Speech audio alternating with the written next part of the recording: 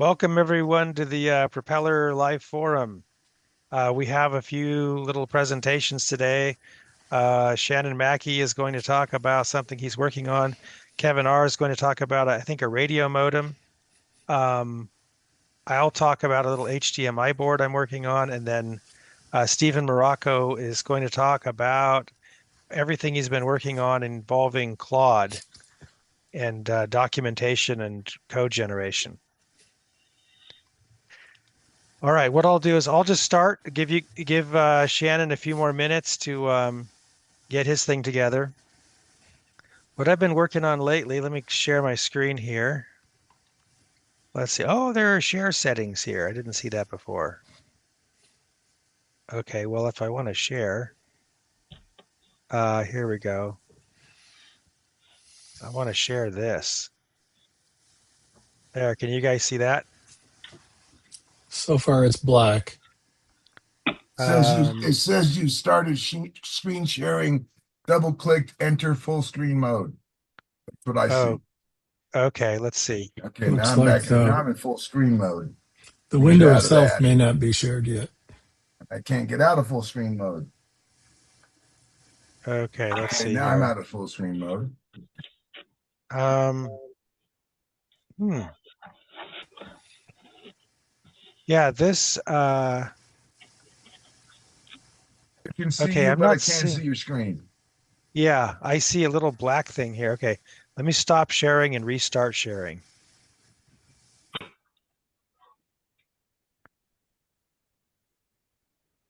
Yeah, it says you have disabled participant share screening. Okay, whatever that Did, means. did I? Well, Sorry. that's what it said to me. Okay. Let's see. I've got, no, wait a minute. Okay, let's see if I can do this. All right. So screens. Okay, just here. Let's see. Now that's still, that's There you really go. weird. There you That's go. it. I see it. Okay. Can you I see got it you. now? Yeah, it's a little board you're making. Yeah, yeah. So Yeah, I this is got. just, okay. This chip here in the middle, this is that chip that we tracked down from China. Um, George Dell, I think, knew about it. Anyway, we ordered some of these things and got them. They're only like, I think in volume, they're like 85 cents or something. But we got a couple here. They're little, like, what are they called? The package is, it doesn't have leads. It's kind of leadless. It has like fingers. I think it has fingers. Anyway, it's like a square, but it takes a VGA signal set and converts it into HDMI, and then also incorporates like left and right audio and packs that into the HDMI stream. So this little board here, this fits, you recognize that plug is the 12 pin like propeller accessory board plug. So we've got eight, you know, IO pins in the middle, ground on one end, and then 5 volts and 3 volts over here. So this chip, making this board kind of to work in isolation from the 1.8 volt supply, I had to add a little switcher, this little thing right here. It's not very expensive, but it required like an inductor and a couple caps. But that takes the 5 volts, which I think is here, and converts it down to 1.8. I didn't want to use the 3.3 volt supply because I didn't want to drag it down. And the higher voltage you go on a switcher, converting the lower the current. So I use the 5 volt pin here. So that'll make a 1.8 volt supply, which at least is here, but it also goes through a bunch of filtration. So this board's not done yet. I've still got to like clean it up and I can like make it a little smaller. But you can see from the pin out here, you guys all see those pins? These are pins Yep. like let's see. Let's see, this works like this is the highest pin. We have right and left audio on pins, relative pin 7 and 6. And then we had V-Sync on 5, and then no, on 4. Wait, let me see. 7, 6, 5. 4 was V-Sync, And then 3, 2, 1, and 0 were the group that comes right out of the streamer for the red, green, and blue analog signals. And then the H sync, because that's intimately tied timing wise to the RGB signals. So those all come from the streamer. This one you can control through software. And then this silly pin here, I just had one pin left over and I'm like, what can I do with this? So there is a pin on the, let's see, on the HDMI connector right here, which is some kind of like, what do they call it? It's like a control. They call it CEC, but it's some sort of like really low baud serial transceiver thing that allows you to like get messages like did something turn on or did a source appear somewhere that's now active. So I don't know if it'll ever get I used, think but you can query resolution oh, through okay. that. I think Yeah, to and know there's what also size your screen is. okay, that's good. There's also a few other things. If I can get out of here, let's see. There's also see this. There's also an I squared C connection, and I all I have is the resistors to pull it up and isolate it. But that's apparently part of the deal. And then you've got to give 5 volts. A TV won't know to turn on until you give it this 5 volts, which is just a signal basically. And then this is like hot plug detect, uh, which goes to this chip has some sort of thing there. So anyway, the chip's job is to take up to 1080p. It'll work automatically with a bunch of different resolution schemes, but its prime objective is to take 1080p VGA and convert it into HDMI with the stereo analog encoded. So you'd configure like pin 7 and 6 as probably like 1K DACs or something in PWM mode for the LSB. And then these would just be like 1 or 75 ohm DACs. And then this would just be a digital signal. This would be a digital signal. Uh, and then that chip should do all the conversion to generate all the HDMI. And then the schematic for this thing, let me see if I can switch. Do you guys see a schematic now? Not yet. Okay, let me go see if I can modify what I'm sharing here. If I stop share and go back, this. Okay, now you can see, you see this little schematic. Hmm. So, here's that header. All this chip really needs, see here is this is the chip. It's got a lot of like, these are the outputs that go to this connector here. So this is the HDMI connector. And oh, that's a no connect. I should tell it that that is not connected. Do a save here. And then here's the conversion chip. So really all you've got coming into this board, we have the red, green, and blue, which are 75 ohm source signals off the P2 chip.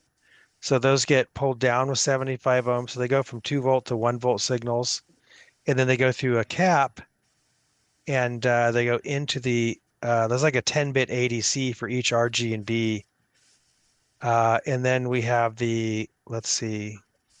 Oh, here's the H sync. I just put some 75 ohm resistors and V sync just to isolate them a little bit.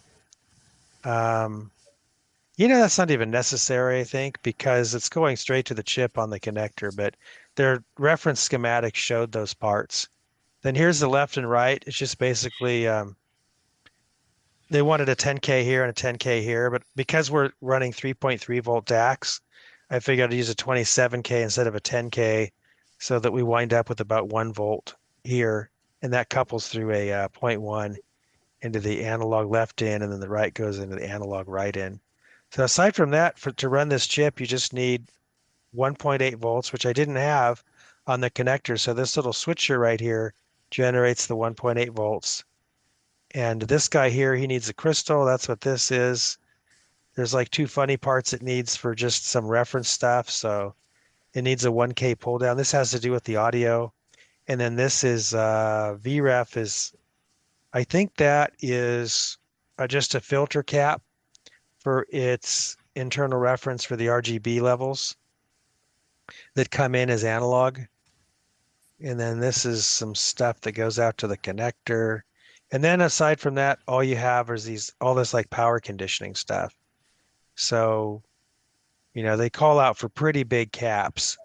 I don't know if a 22 microfarad is necessary, but I built what they showed on their typical application thing, just kind of generic. So, doesn't take much to run this thing, but it does, wind up being a little mess of parts that's probably smaller than the HDMI connector itself. See, if I look at the HDMI connector, maybe it's about double the area of the HDMI connector. But anyway, this should work. I'll get these boards ordered soon, and hopefully next meeting I'll have it proven out, and then we could make some of these things if anyone wants them, because they do solve kind of a problem of getting, analog all the way out to HDMI with audio mixed in. We can probably do in software 640 by 480 using the built-in HDMI stuff on the P2 chip, but we certainly can't signal fast enough to do 1080p, because that's like, does anyone know how many gigahertz that is? The signal rate? It's going to be 10 times whatever the pixel rate is. So the pixel rate is 148 megahertz, I think, or is it 297? It's either 1.5 or 3 gigahertz. It's more than we can do on the P2 itself. So this chip can handle that. I'll stop sharing now. Any questions or comments about that? Looks like it's going to be fun. Yeah, I'd like to see one of those. Yeah. Yeah, so if we have that HDMI converter circuit, we won't need, if we build like a little board that's dedicated just to doing, P2 computery kind of stuff, we won't need that 1.8 volt switcher. I could probably get rid of some of those power conditioning things, and still get fine quality. But that, and then a couple of USB ports for like mouse and keyboard, and then a proper HD card setup, where we can toggle the power off and on, then I think we'd have like the basis for building a little computer. Am I missing anything? Thanks, George. Yeah, so it'd be about 1.485 gigahertz for the HDMI signaling.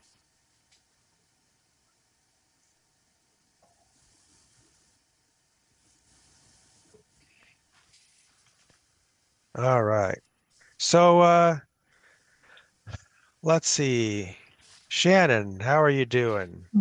Okay, so he just said, so we're on our way to building a little computer, and that's what I was intending to show, and I Cool. still have it queued up, but this got dropped in front because it's flashier.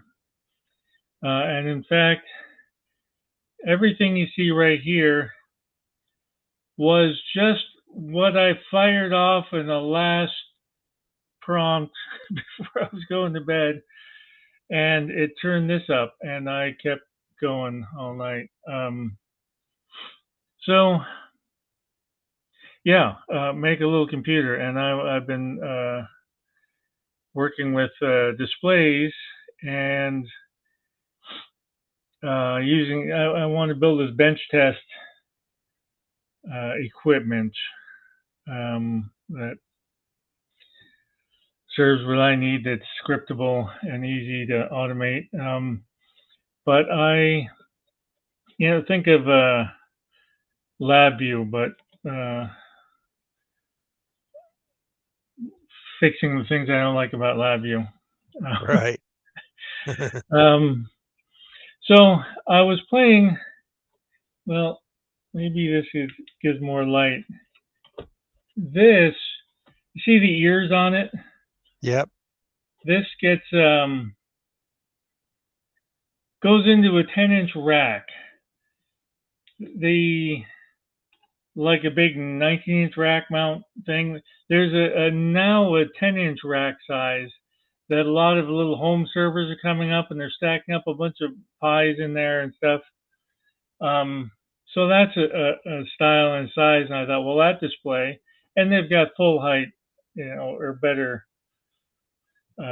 shape ones anyway to fit into that chassis, and where then below I would plug in my interface cards, and perhaps interfacing 32 ADC. And I had gotten the HDMI going a couple of weeks ago, I guess, for the computer bit that I'll take a little. Somebody else was talking. I'll come back and finish that part later, maybe. And anyway, and that took up so many pins and so much processor. And then I thought, well, these might be a better fit for portable stuff. Or anyway, I wanted to try that out. So, how are you signaling to those videos, those monitors? Are you using HDMI or is it analog? This is HDMI. That's its native interface on the back of this. This is SPI. Oh, interesting. And Obex, all you guys have built great drivers for this already. And that. So anyway, I work those together. So it's right now, pins are all floating. Using Johnny Mac's ADC driver. So I get good resolution there. And so imagine now I'm reading some pins off of this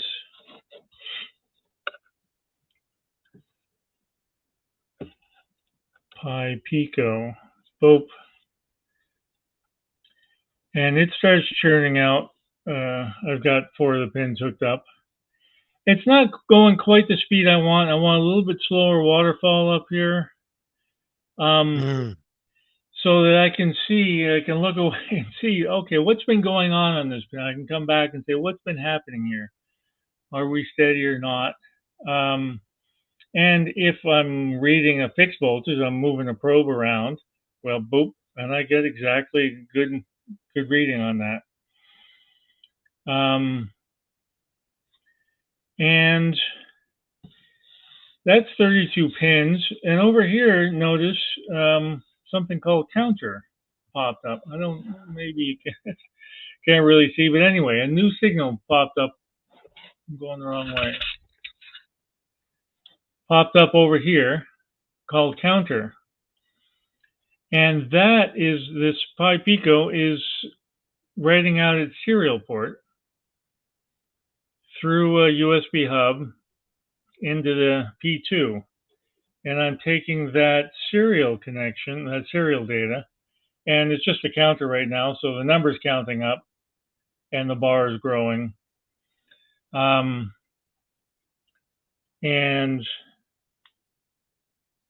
that sort of data, serial, if it goes away, if the voltage goes away, boop, it's gone.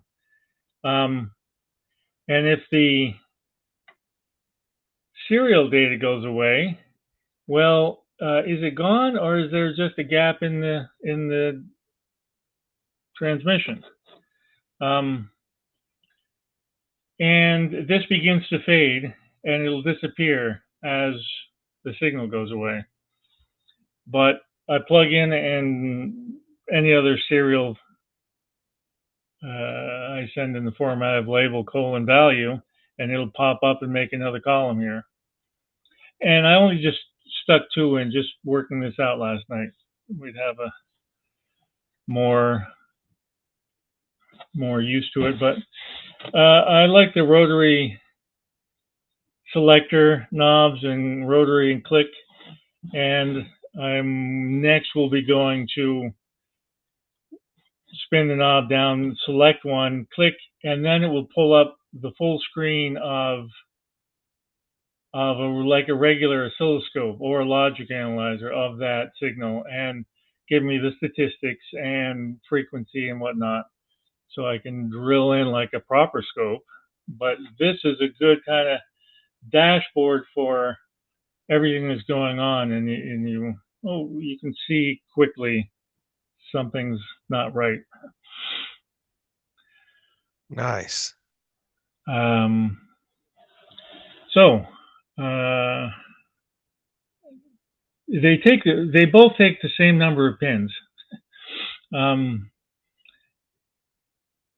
But the SPI takes less cog resources.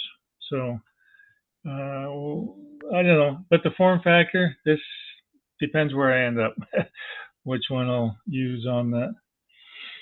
And how are you signaling the HDMI, or is the P2 driving that, or is the P2 is driving it right through the regular parallax P2 or HDMI connector. Okay, so it's signaling.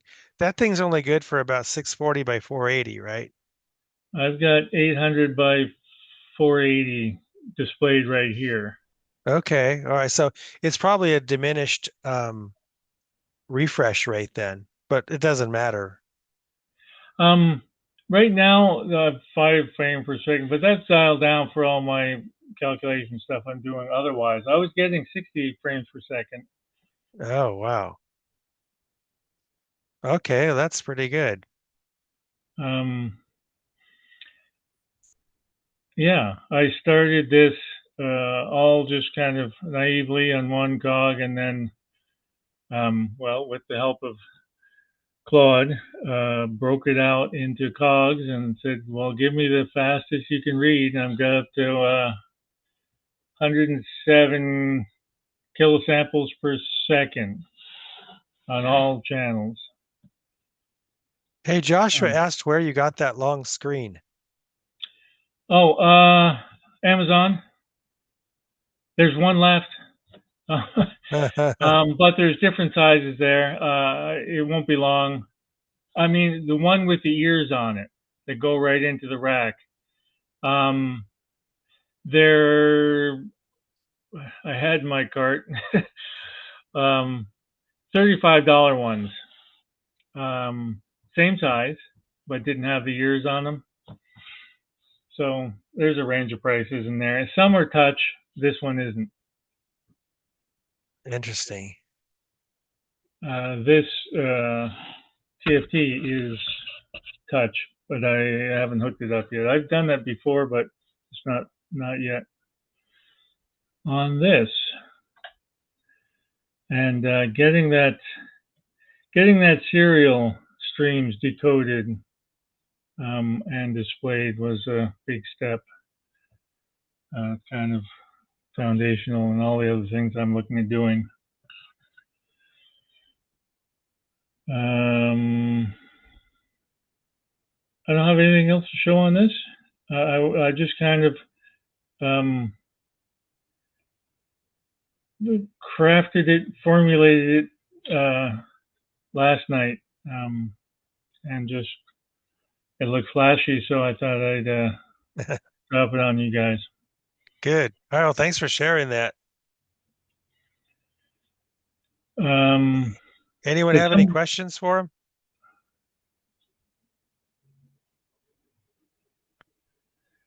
Yeah, go ahead, Shannon. And if do we have another 10 minutes? Okay. Yeah, go ahead. Okay. I have preloaded because I learned that you don't flash direct during demos. you have a separate P2 all loaded with just what's going to work. So let me get that in here. Dumb question. What make of those screens? Amazon. I don't know. It's just Okay. it'll be different next time you click on it. So yeah, I don't know. I've gotten a couple of them. Maybe they've got a name. Some of these names are crazy that, yeah, and you may not see them again. I noticed Yeah. yesterday my mouse, I don't know if you can see this, it's called I Buy Power. That's a strange brand. Got all the key words in there you need. Buy. Right. So there's no TFT in this one. And that's on another.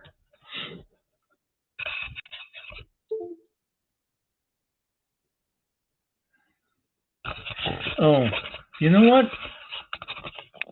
I can't see what you're seeing. Well, I'm trying to.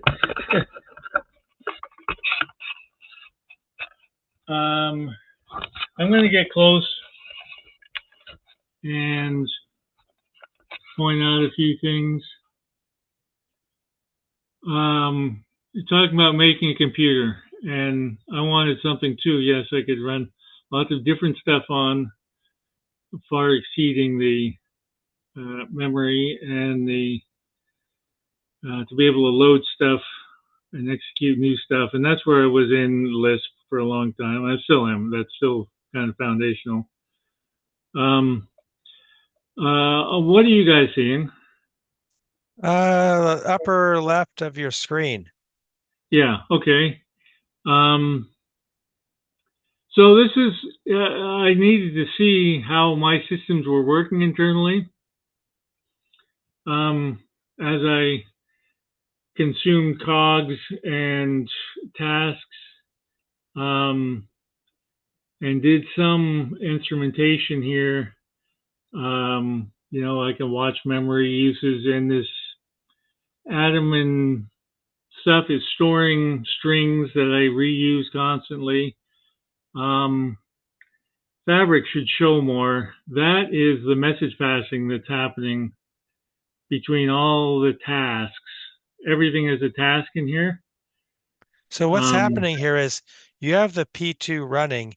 It's reporting some kind of status data in a cyclical way, and then your Raspberry Pi is getting that and then displaying it. Is that right? No, this is the console on the P2 itself directly. Oh, so this is the P2. Well, that font is interesting. Is that one of those what's the bit, the like dot dimension of each of those characters? So this okay, no. This is a console shell. This is on my Linux box. Okay. That's where the font is coming from. All right. But the data is, and the serial stream that's feeding this ANSI display, right, comes from the P2. No, wait a minute. So is the P2 the P2 is actually constructing this graphic? Yes. Is that right? Okay, and then your Linux box is receiving it and displaying it. Yeah. Any ANSI, ANSI, that's the codes you put before the character to, change to red, and you put characters out and they're red, and then move the cursor to here and change to green, all right. print that. And so this is like a terminal. Yeah. Okay, I get it now. All right. It's just to see what's live going on in my system here. So down here I've got the cogs that are allocated currently and what they're doing. And these it looks red, looks dangerous, looks like it's overused, but in fact It's just the metrics the way I've got.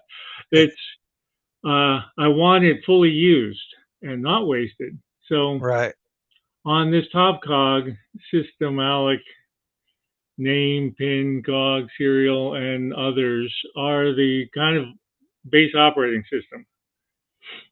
And they are all cooperative tasks that some of them launch other full cogs that are all PASM doing the hard work.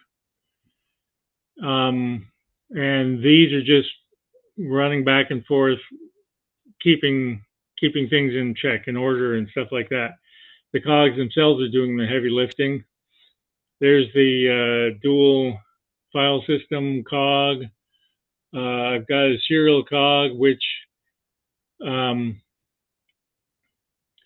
it started with the Octoport serial driver. Well, that's where I kept starting, but I had to drive down and kind of re-implement that sort of thing from the bottom up. And that's what's on there. And then one USB doing my keyboard, mouse, and CDC serial streams coming in. I can take 7 of those in. And this blue list is kind of my applications, user level applications. And as I run more here, you'll see new cogs will kick in to support what I'm doing up here. So Lisp is like you're kind of allocating little snippets through your Lisp interpreter, and that's what's making the cogs busy, but you can kind of distribute these things to keep everything busy if you had to. Well, Lisp is running on top of I've made this all the memory allocation comes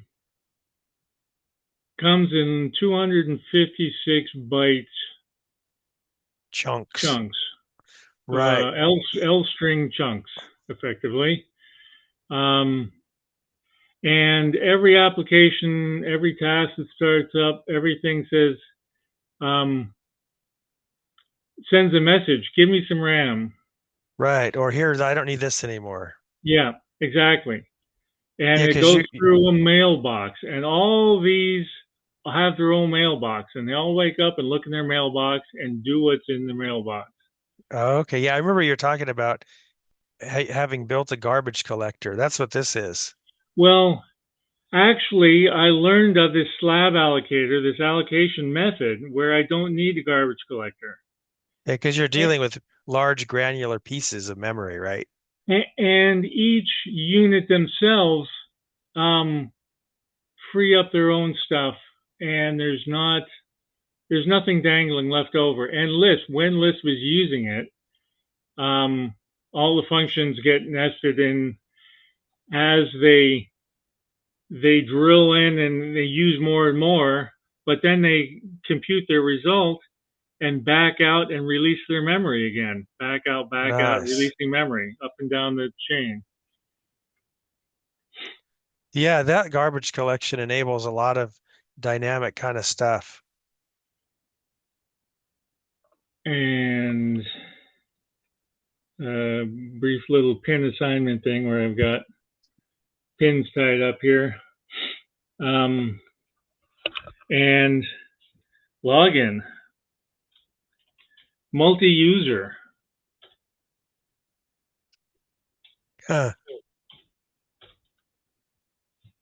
And I'm gonna type down here. I'm going to type.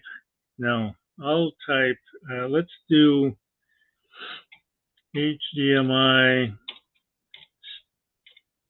start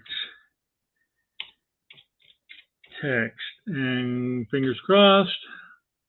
Boom! You see a cog is taken up here, and down here, a little bit of stuff going on.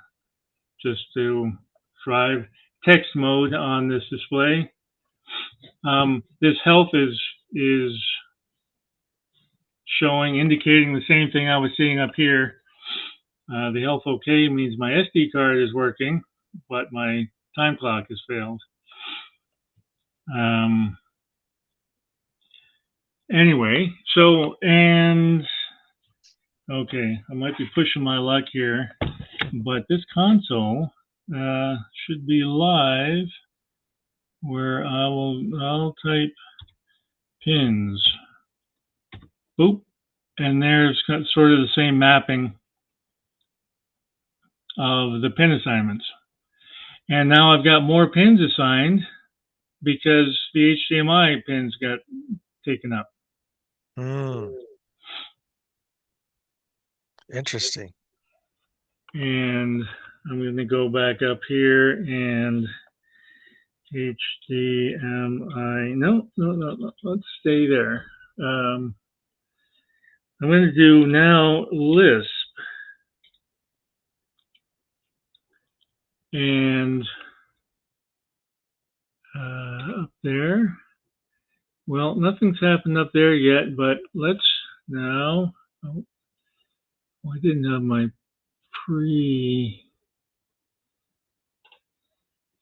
bits of, well, I won't burden too much. I had some clever performance things where I would show the difference if I did Lisp purely in evaluation, just computationally grinding through on a cog. A process might take a second. Some pathological Lisp to bind it up. But then if I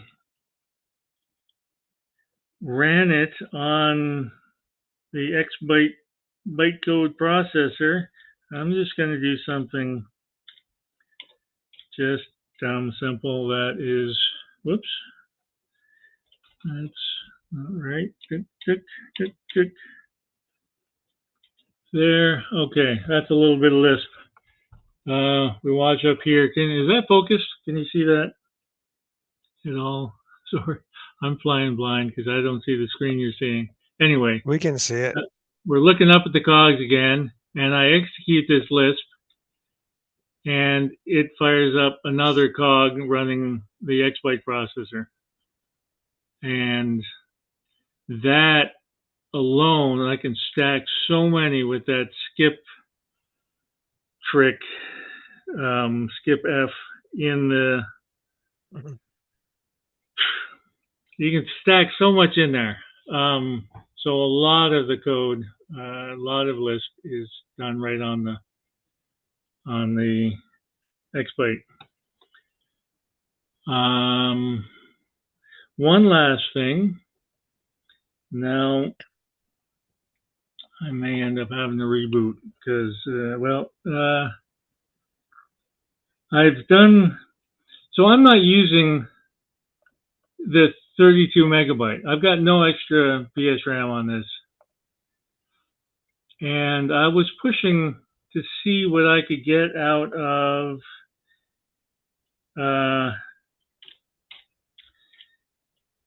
calculating 3 scan lines ahead and chasing it constantly to calculate or being chased constantly, calculating what needed to get laid down there.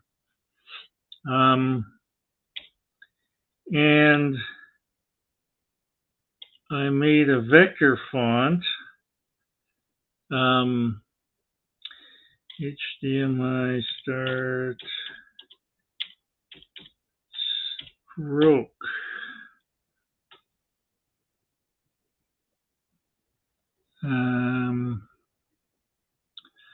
Watch this, or don't watch, look away. Oop, just reset. I wanted to get to see that one bit. Let's go to one again. Boom. And I will go straight to HDMI, start stroke and watch the cogs. Oh, now we've got two cogs. One driving the HDMI display itself, and one is rendering data. I'm sending it a serial stream, and like an SVG, and it is turning that into vectors to draw every line, or to calculate where the crossings of every scan line would be, and render all of this.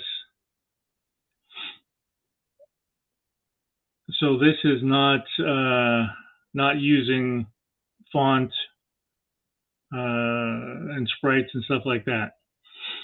And if I use 2 render cogs, I can get 3 times the number of strokes, effectively the number of lines on here, and it gets quite rich at that point. But so this is being signaled with HDMI, right? yes, yeah. So you're okay. So by strokes, you have like line drawing. You're using like some kind of line draw base routine to render all those characters. Is that why you call it stroke? These fonts, they're all blocky because I store an E as a line from here to here, or line this long here, line this long here, line this long here, line this long here. And all of those points get calculated. And I haven't even done any optimization, you know. I'm calculating the whole screen every time, even though I'm just drawing up here. There's plenty of algorithms to sort out and realize most of these don't actually cross the line I'm on, so I won't calculate them. So there's optimizations there, but this is stored as a vector, vector, vector, vector, vector.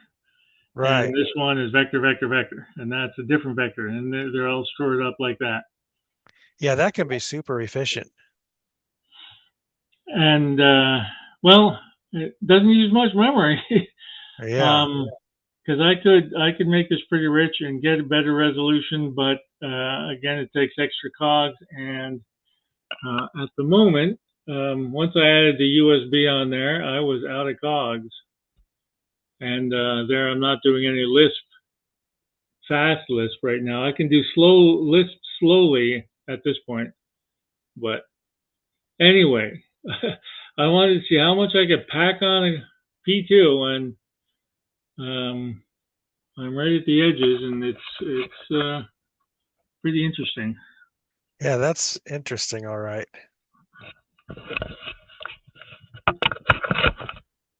So yeah, multi-user. You know, there's more power in this P2 than machines, minis, and stuff that ran whole businesses, whole corporations. You know, and would all have multiple users on them. Big database, big, but anyway. So,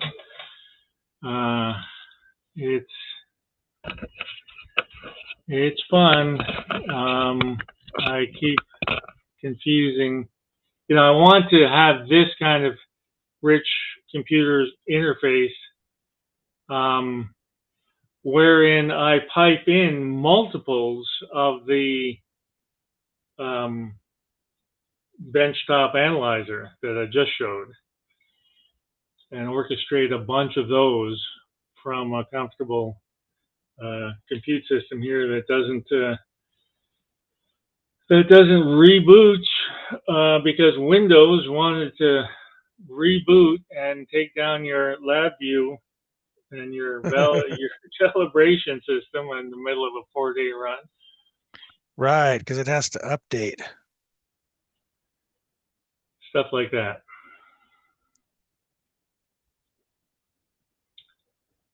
I'm done. Hey, David asked, David Betts, good to see you, David. Haven't seen you in like years, I think. No, but I just retired, so I might be around a little more. Oh, good. Good to see you. Thanks. So did you figure out how what Shannon was talking about, what the context was? No, I'm willing to go back and read more about it. I don't want you to reiterate anything. I just wondered if there was a link to the project I could look at. Oh, I have 3 years of false start. This current one is the timeline. The tree is pretty ugly because I'm still glowing on new things. You know, I don't want to present like like it really is, but at one point I'll pull it together, make some comprehensive docs for it, and we'll see where it goes. Okay, well, I'll look forward to that. Thanks. Mhm. All right, Shannon. So would that wrap it up? Yeah, I've had enough in the spotlight today. Super. Okay, well, thanks for showing all that. Kevin, how are you doing? Pretty good. I've just got everything up and running and share my screen.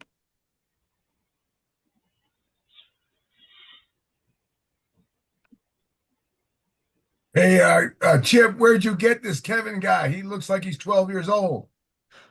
How old are you, Kevin? I'm 16. Ah, I'm 70. Get out of here, kid. Congratulations. Good job. Is everyone able to see my P2 with the modem blinking? Yes. Yep. So yeah, this is a 4G cellular modem that does a lot of the HTTP, HTTPS, FTP, just a lot of the protocols. It'll do all that stuff for you. I believe you can also do raw TCP and UDP from it. But it runs off of a 3.6 megabaud serial interface, and I've written quite a few different demos for it. So that is interesting. Does that mean it uses like the cell infrastructure and has a SIM card in Yes, it, and you pay some subscription to have that thing work? yes. I was having issues just getting it activated at first, but I found out that there's a company called Hologram, which they'll send you a SIM that's designed for IoT data and projects like this, and they're pretty cheap. Neat. So then they take care of kind of the billing interface between your local carrier and you just deal with them. Yes. Oh, hold on. Someone's here. Okay, keep going. I'm gonna have to take a break for just a second. Yeah, Kevin, they I got a question, Kevin. Sorry.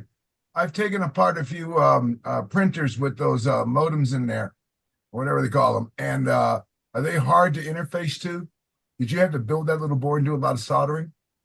No, I was able to find this board online from Waveshare. I believe they're about $70 on Amazon, but they take the little this is a Simcom 7600, but they're pretty much little modems that come on a castellated package.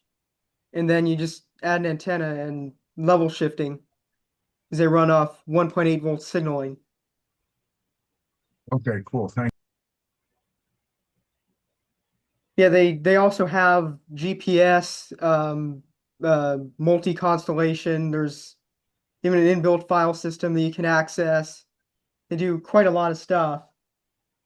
And yeah, they just run off 3.6 megabaud serial. You need to have CTS for flow control as well. But I get this example running. When you're done, can you put the name and model number of that in the chat so I can copy it out? I'd like to take a look at that. Cool. Just for curiosity. Thank you.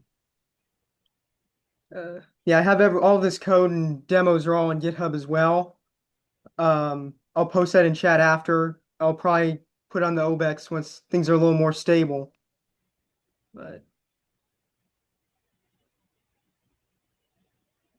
I was a kid your age program. We didn't have toys like this. I had to work on an IBM 1130. We didn't have toys. That was a big machine, the whole room. yeah, this first little demo here just pulls some of the serial numbers and stuff like that off the chip. So, I mean, they support a ton of different baud rates, ranging all the way down from 300 up to a little over 3.6 megabaud. Yeah, that just stores in the non-volatile memory. I also have a little configuration program that lets you switch the baud rate.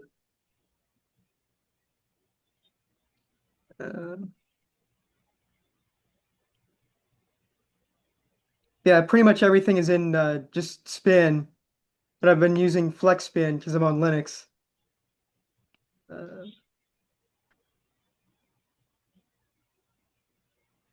Wrong demo.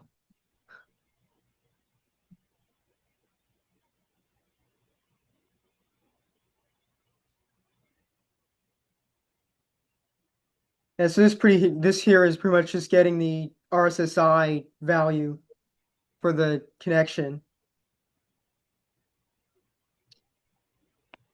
Yeah, the main reason why I wanted to mess around with this was for MQTT, which is you end up setting up a server, and it's just a simple way of communicating data, say if you're doing data collection or anything like that. I have this little example here.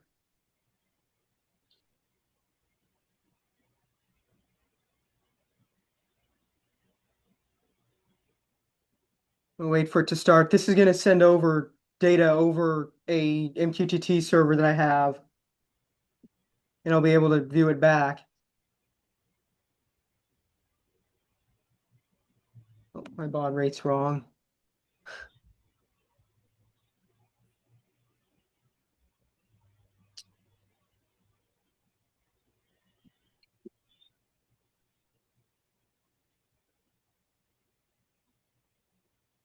It should be up any second now.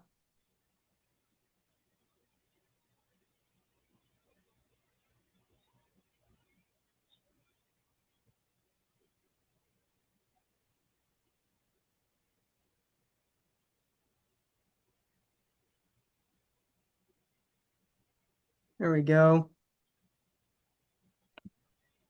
So from here, I'm able to see the data that this sends back over to my server. There's just a little demo. I don't know if anyone can see this, but it's just counting up every second. It's just sending over a new packet.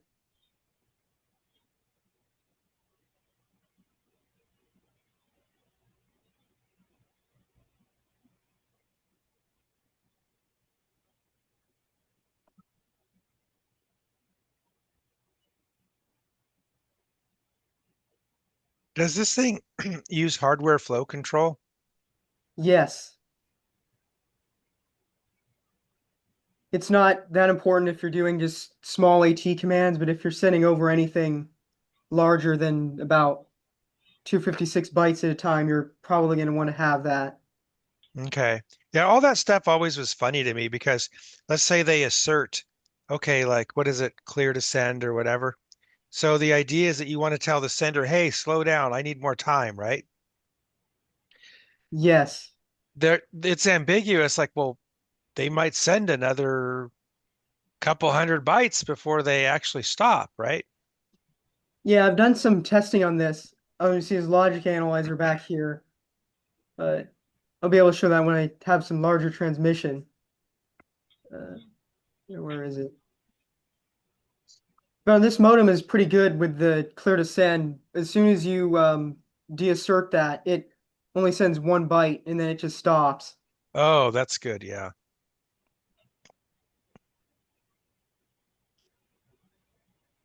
There we go.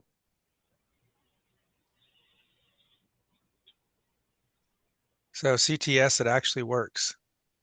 Yeah. Oh You know, it yeah, looks like it there. sent over 2 bytes after this, but Well, it was yeah, in process of sending 1 byte, so it finished that yeah, and then sent one more. Well, that's pretty good. Anyway, it's better than like having to receive multiple K bytes and have nowhere to put them. yeah. So yeah, this is just a large demo. This is over MQTT. The maximum payload size is just a little over 10K. So this one here Okay. is using that full size. I believe the MQTT protocol can handle a lot more than that. It's just the limit of the modem.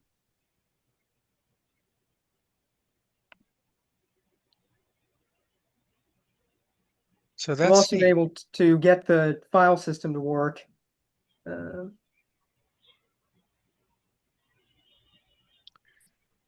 By file system, what do you mean? Like where is it on the P2? on the modem itself has, I believe, 32 megabytes of flash memory on it, and Oh, it can okay. also do buffer in from SDIO. Oh, okay. So it can actually write incoming data into files and things. Yeah, it's mostly set up for voice call recording because this guy it can also handle voice calls. Um, although I haven't been able to test that because the provider just doesn't support it. But you're able to record just WAV files and send them back. Oh, interesting.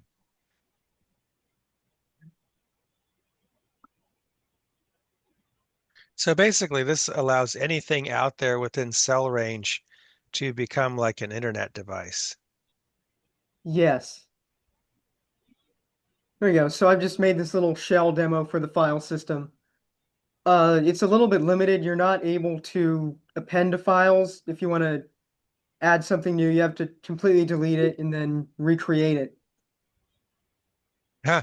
I was talking to a friend the other day who's really into database stuff, and he said that some of you guys might know about this. There was an old standard by which databases were formed and manipulated called CRUD. Create, what is it? Create, read, Read, update, update, and delete. delete. Yeah. Yeah, create, read, update, delete. These are like four fundamental operations. But later it was determined, and I think it's become more standard that there is just what put, get, and delete now. This is kind of the way it goes. So put is an implied create if need be, or it might just append. And so there's it's kind of down to three base operations. So anyway, here I'm able to list out files. I can do. They have a little bit formatted a little bit weird on the commands. They kind of do a Windows-like thing with like a C drive or a D drive or whatever. And I'm able to pull over. Just read this file. There you go. Hmm. Hey Kevin, I have a question about the MQTT server. Is it does this modem do TLS for you, or is it an unencrypted endpoint? I was just about to get to that. It does do TLS. It also supports MTLS, which is where there's a certificate on both sides. Hmm. That's why I had to do the file system for actually uploading your certificates on here. Uh, see if I can get that going. Very nice.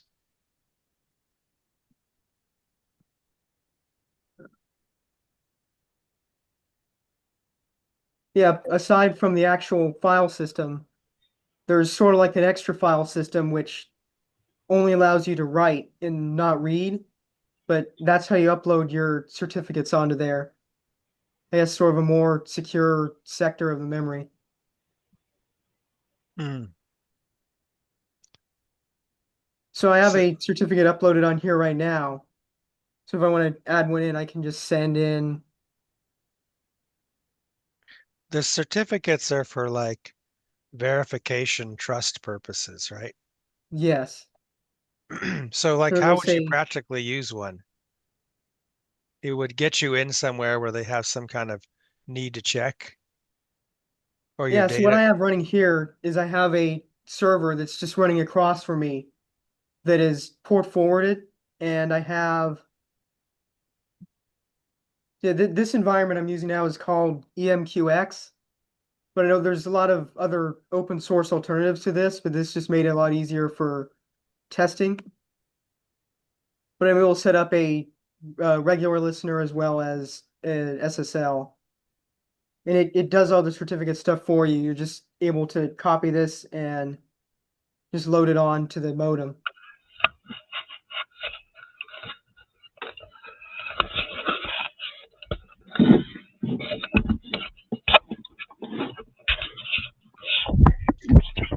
This 4G modem is probably like what, $20 or something? And it's about 70 to 80. Okay. Yeah, I've been looking on Amazon. They're quite hard to find. This one I have here came with it's called an IPEX 1 connector for the antenna, but it looks like they're only doing SMA ones now. Mm. Oh,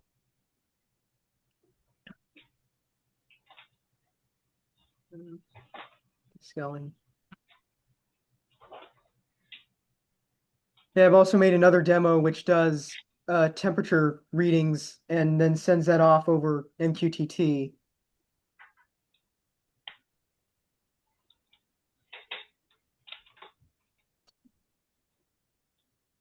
That didn't work.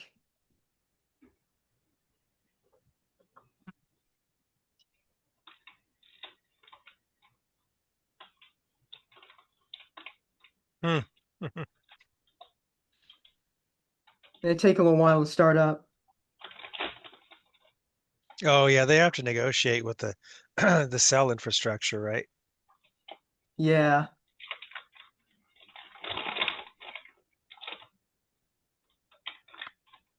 And so from here, I'm able to see, it'll just get a temperature reading from this AM 2302, which is just a cheap little one wire temperature and humidity sensor. Bring this up.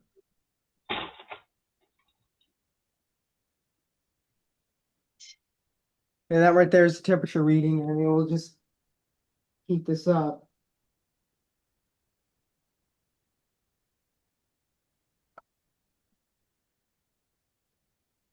There you go.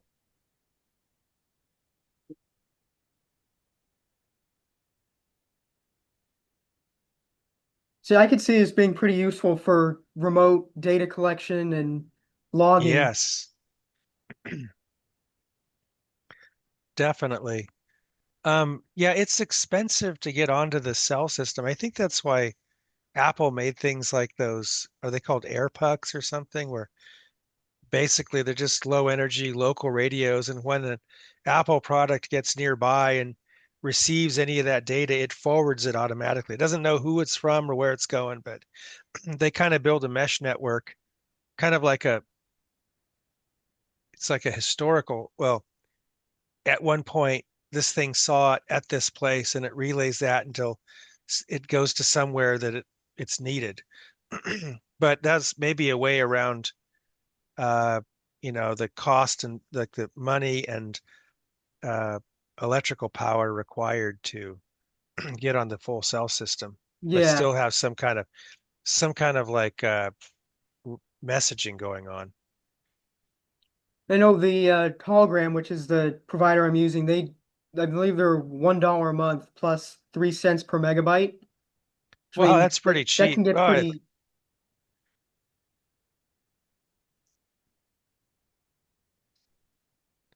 'I've three used cents them per for a megabyte. while. That's their business model was to get these IoT systems up.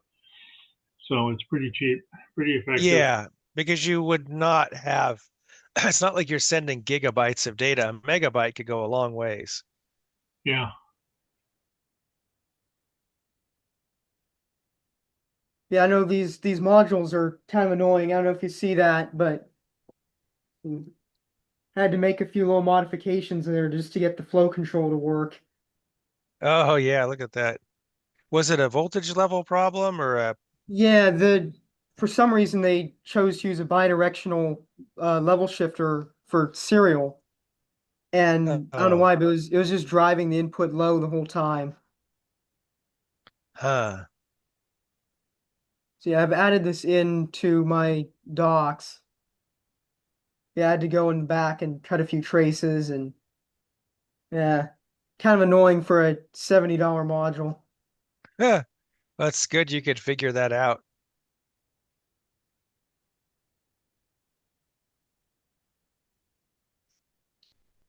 Yeah, and I'm planning on adding in support for HTTP and pretty much all the other protocols in the future. But I just have MQTT and SSL working right now. So, anyone have anything else? You mean any questions? Yeah. I don't know. Something to think about. So you say these things are kind of rare and hard to find. Is it because things like Apple products or whatever, I mean, because this was obviously the way to do some things. Like I know in agriculture, this kind of thing is used for like temperature reporting stations, because from one field to a next, you may have a frost condition and then not. So it's important to know for you know, in a timely way when when something's happening. And local radio has its limits, but if you can get on the cell network, you can always, give someone a text ultimately. Yeah, I mean these do also support SMS. Um, yeah, I don't know. These are just pretty hard to find. I believe they've been making 5G variant for, I don't know, about 5 years now. I haven't been able to find any for sale anywhere. So, Yeah, why would that be? Because I mean, this is obviously something that's needed, right? So why aren't they more ubiquitous? it's possible that there's FCC requirements that just no one's meeting, and so you Yeah, yeah. Well, also Yeah. any of the oh, someone is going to say something. They used to sell the modems when I started with hologram. They would sell modems themselves, and it seems like they don't. They're only SIM cards now. Um, but even then, they were having a lot of trouble with the 1G and then 3G, 2G and 3G networks and stuff, and the infrastructure was getting taken down on the old modems that they were using, and it seemed to be constant Having hassle to to upgrade. keep up. And they didn't have enough. Nobody's got enough to keep up with the churn up there. No smaller companies are, so they had to back out of that, I guess, the hardware aspect. But they still negotiated all the deals, and that was captured in the SIM card. So we can still thank them for that. I think it's probably a lot easier to find what they call Cat 1 and Cat 4 modems, which are a lot lower power that only do small data transmission.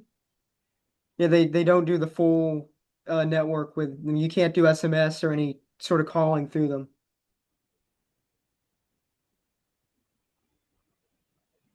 I'm sure that my software will work for them, or at least almost work for them. So that'd be another option. I was pretty happy to find that a lot of them just did have simple AT commands, modem commands. That made it pretty universal. Hmm.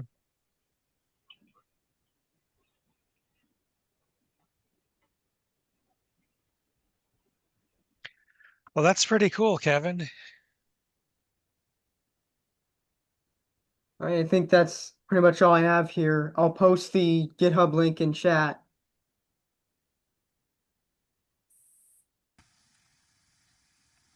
I'm impressed. Thank you very much. Mm. Thank you. Yeah, good job.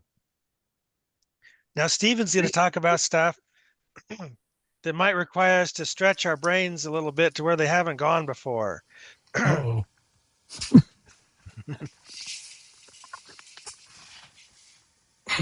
This is kind of observational talk, not, let's see, share what it says.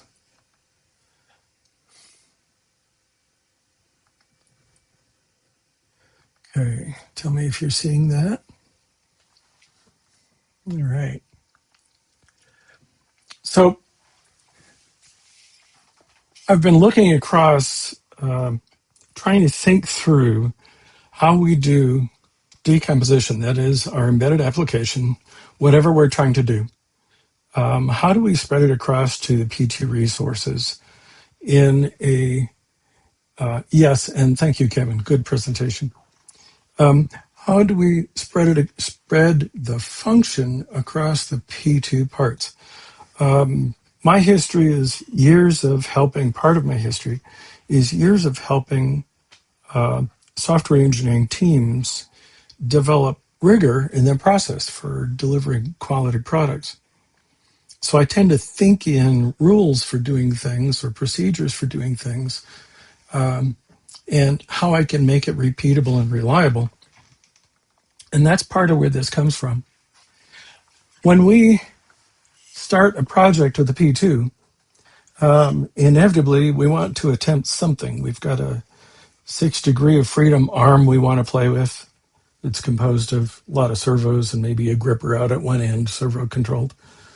Or it's a pair of eyes that are servo controlled with the eyelids that move and the eyes that change direction. Or it's time of flight sensors, or it's a matrix. These are all things I've played with. And so I went across my project suite, things I've done, 12 or more, to produce this reasoning document about how we think about decomposition. So before we start spreading the function across the P2, we actually decide what the mix of hardware is we're going to use, what external hardware, how we want it to function, what's the performance of the hardware, which interfaces are we using. It's common for some devices to come with both serial and SPI, or some combination of different communications protocols. We have to find the data sheets for the hardware so we can learn how to run it. Dialing in the communications, I tend to, like you saw Kevin doing, using the logic analyzer there, I do the same thing. I'll wire it up and I'll use logic analyzer to verify what I'm learning from the data sheets and how to talk to the part. And is the protocol really working? Inevitably, there's a phase where you think you're talking to it and it's not responding. Or there's a phase where it's not responding with what you thought was going to come back, and now you're hunting for why. And so logic analyzer is one of the instruments that I find invaluable. Then you have to think about what you want to do with the data involved in the project. When I was doing the motors, for instance, I had on-screen display for all the motor details for each motor. So I could tell desired rotation, current rotation, and the position, the ramp, and things like this using an HDMI display. So you're trying to think of interface design a little bit as well, and translation of what's happening. And then, of course, for my projects, it's finish and ship, because I do repos with them. I do documentation. I do logic analyzer traces. So you get that kind of information if you hit one of my repos about the technical underpinnings of how it all works. And so now we know this much information. Did I jump? I jumped. And now that we have this much in hand, now we begin to, what do we assign where within the P2? One of the things that I like to bring to mind at this point, as we're thinking about it, is the P2 kind of sits between a standard MCU with its peripherals and an FPGA. And where an FPGA is a lot of parallel hardware running simultaneously, the P2 gives us 8 cogs, but it also gives us the 64 pins as autonomous hardware, which require minimal interaction to keep them running. And so we think about this then as compute within the cogs, deterministic cogs and the 64 pins. When we do things well, when we get the project set up correctly, everything runs smoothly. When we do it badly, the P2 can't run anywhere near the performance we'd like it to. So that's going to be one of the measures we're looking at. So basically, decomposition is how you keep the design on the spatial side of that line. Here's kind of representation of how we think about it, single core MCU, where the P2 is and where the FPGA is in really rough terms. So one of the things we have, and I'm just going to go through this presentation to give us things to think about and a way to talk about these things. And at the end, what I'd like to do is kind of get everybody's feedback on how they think about it, where they've seen this work and where it's not. So that's where I'm going to try and go with this. On the P2, we don't pick from a menu. Generally, each of us brings our own experience to the table. We've all been working with embedded systems for a while. Most of this material is not going to be new to most of us here. But the order in which we think about these things can affect our ability to use the P2 effectively and more richly. And that's what this talk does, is kind of give us the sequencing for how to do things. So we don't pick things from a menu, we kind of derive our shape. Reason being, every application is different. Every application has a different mix of hardware, different mix of intent in terms of functional performance needs or display needs and things like this. And it's that mix that drives the shape of what we're trying to produce. So vocabulary versus grammar, objects, which objects we're dealing with are the nouns, the forces of the grammar. And then we have the seams between that we have to pay attention to. So logical, two axes co-designed. We have the logical things we have to deal with, coupling of data flows going through the system, and we have the physical, which P2 resources are we going to be using. When we can move a function out to the P2, out to the smart pin, we actually delete large amounts of code because the smart pin takes over that behavior. And that's what we mean by assigning parts of the decomposition out to the smart pins itself. Yeah, the streamer has a role in all this too. Yes, of course. It's kind of like intimately tied to the cog, but it can do a lot of stuff that unload. Yes, and what we see is it's both combining, it's transforming, and it's moving. So the streamer does a lot en route for us if we choose to use those capabilities. So three primary forces cut horizontally. Force 1, who owns the wire? Force 2, which does each seam promise? This is seams between interfaces, the seams between objects. And then force 3, where do two cadences meet? Cadences meaning 50 hertz pulse or 20 nanosecond pulse stream or things like this that you have to meet.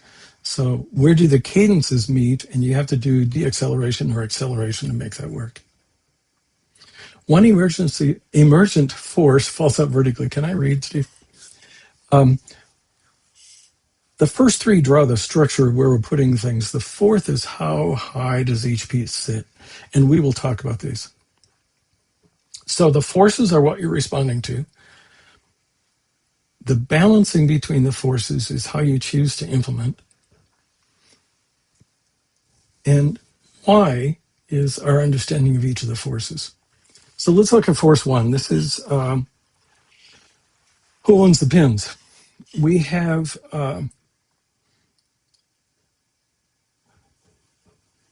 the P2, because of its output ORing and because of the multiple cogs and because the pins are shared across all the cogs, we have limits to that sharing and how it becomes practical to put pin control on the P2. True for the P1, it's not unique to the P2. But the point is, if you keep this in mind, you can choose how you're doing things, and it begins to drive some of your shape.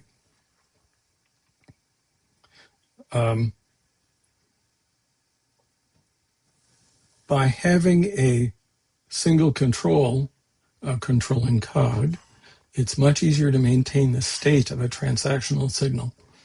And so that's why we're talking. You'll see lock coordinates. Lock coordinates shared data. It can't uncorrupt a half-issued I squared C frame. And what we mean by that is for transactional signals, SPI, I squared C, trying to get multiple devices to cooperate well has to be on transaction boundaries, and state has to be maintained. And so it's actually easier to reduce the amount of state and makes a stronger implementation if you reduce the amount of state you're maintaining. And that comes in the form of allocate one cog to run that pin signaling interface. The failure it prevents, when you have a flat device list, you start burning up cogs, you start burning up driver space, and it's you run out of resources much more quickly. With one owner, you can still support many shapes. A dedicated owner, information from that owner not needing to get out of the system, completely self-contained control, or you can have many other cogs or application elements interacting with that owner as well through communication. So many callers, broker cog, replicated bus. Where the two cogs meet, where the information needs to be shared, is this seam that we're talking about. And for every seam where you want to share data across, one way or the other, bidirectionally, unidirectionally, the contract names the dependency and draws the boundary.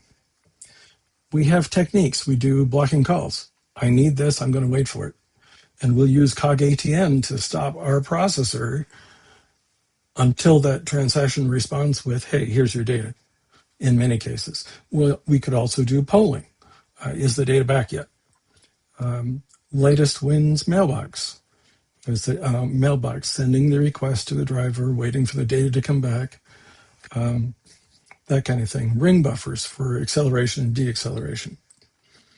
Publishing telemetry. And once you have these kind of interfaces, you don't really have a need to control the number of consumers, although they all have to agree to the same contract.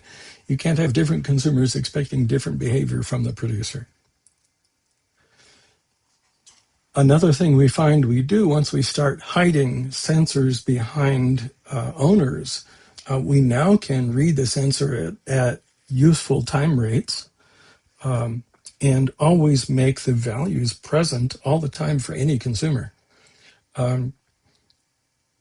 The consumer of the information doesn't have to be necessarily cognizant of when the information was gathered, as long as it's gathered frequently enough to meet the needs of the system. So that's why that stance line is here. It's another way to think about how to make data available from sensors. However, the seam between producer and consumer is actually three different planes that we have to think about. And it's useful to think about it because we solve different issues at each plane. The data plane, transporting the volume of information you want across the interface. Control plane, preparing the information and handing it off, getting status back, using careful techniques to do that. And the event plane, missing a deadline. We don't want to miss data arrivals, and so we need to be responsive to events and things that are happening. So, a discipline for moving larger volumes of payload. Write the payload, then write the signaling value, a single atomic long, and the signaling is always guaranteed, and when it signals, all the volume of data is already present, just by convention. This is awesome, Okay. Stephen, that you've thought about this, because I know what you're talking about, but I've never thought to canonize it or try to explain it. I just kind of know this stuff, but Yes. this is really important for thinking about how to do just about anything. And yeah, that's exactly my point. It's like, why do we keep running into these things? And how many of us have seen a problem where we didn't do this correctly and we're chasing our tail trying to figure out what the heck? And it's because we handed off partial data, right? And when you And so, finally get it right, it's beautiful. yeah, and Everything it's works flawlessly and without and any extra effort. exactly, and sore forehead for the forehead slaps that happen when you realize what you did wrong. Right. For Yeah, us, exactly. for us old farts who have no memory left and need an upgrade, would I be able to get a hold of this presentation so I could read it again? Because I'm too Yeah, old. no, this is tickling my brain. Exactly. This presentation is the middle chapter of one of the new books I just put out there, the new manuals. So look at the P2 Architect's Guide in the document list that I provide, and that document contains this. The middle chapter of that is this presentation. I wanted us to speak about it and think about it because it's a different way to think about stuff if we haven't been thinking about it this way before. It's like Yes. like you've been looking over my shoulder here in the past 6 months, building this memory management system and mailbox system and fabric and kind of. I don't want to build on anything else now because it does take away a lot of the contention and things that get balanced and Yes. um, It's pretty fascinating because how many times have we heard the form? Oh my gosh, what's the term? Design for correctness? That's not it, Chip. What is it? There's correct by design. Yeah, that's the one. Yes. And so what you're doing here is choosing the designs that make it correct by design, and therefore you're reducing the side effects, which are the defects that you're chasing to fix a product by making it correct by design. And so you're thinking through these processes early enough at the time you have this idea in your head and this mix of pins and drivers and things that you want to use. You're thinking through it early enough that allows you to make some of these decisions that help you avoid the debug chasing if you just think through it. So let's go back to Force 3 now. Wait, before you go ahead, leave, please. Is this on this P2 Manuals Alpha Community Review page? Yes, it is. And it's the bottom newest manual is the P2 Architect's Guide. See frequency. Yep. You have two different tables. The very bottom table or the top table? The top table, I believe. This is like, and I'll refer to that at the end of this. I'll show you the page that we're looking for. You know what's funny about this? This is kind of like the concept of functional programming, right? Where things flow. Yeah, there's a little bit of overlap. And the funny thing is, it's not hyper stateful, which is where everything gets to be ugly. Yes. So, yes, because I'm like Martin, I feel like my brain's going. So this whole functional paradigm actually like solves some problems with what we're capable of. Agreed. And so what I'm trying to do now is if we describe what we found out is that if we think about these things as forces that we're trying to reconcile, for any one project, you're going to get a different balancing of the forces. And any balancing that achieves the functional performance that you want is perfectly fine. So is it a recipe? No, you're identifying the forces up front. You're thinking through the forces. You're trying to balance them, look for the balances that work, and then moving forward as you think through each aspect of your design. So we just talked about passing data, Force 2. Let's look at Force 3. We've got two different time domains. And so one of my most favorite time domains lately was I've got a sensor that can provide 1,300 frames per minute of an 8x8 grid. And I have two displays that I want to drive at 60 hertz. And what the heck do you do in between? And so there's a whole bunch of opportunity in between. And that was one of the things that we had to deal with. When you're doing a scope presentation, you want to capture data and you want to look for a trace. Deacceleration, capture at full speed, buffer it, display, search through for the artifacts you're looking for, and then display those artifacts. Deacceleration is how you do that. That's this cadence, a capture cadence versus the display cadence that you're working with here. So whenever we cross a cadence boundary, something has to adapt. And so, yeah, chip designers, software clock domain crossing, bad. So glitches if you don't handle it on purpose, right? Two adapters fall out. We have the sampler and the buffer. Fast producer, slow consumer, you use buffers. Or you sample and decimate, right? You decimate the list of the buffers. Discrete walk step, slewing and easing, producing intermediate data from points is kind of how we think about that one. So this collides with force one bus, many cadences. And how do we do with that? Cooperative tasks within the owner cog. So now I have multiple buses, different cadences in one cog. They're each independently controlled by code.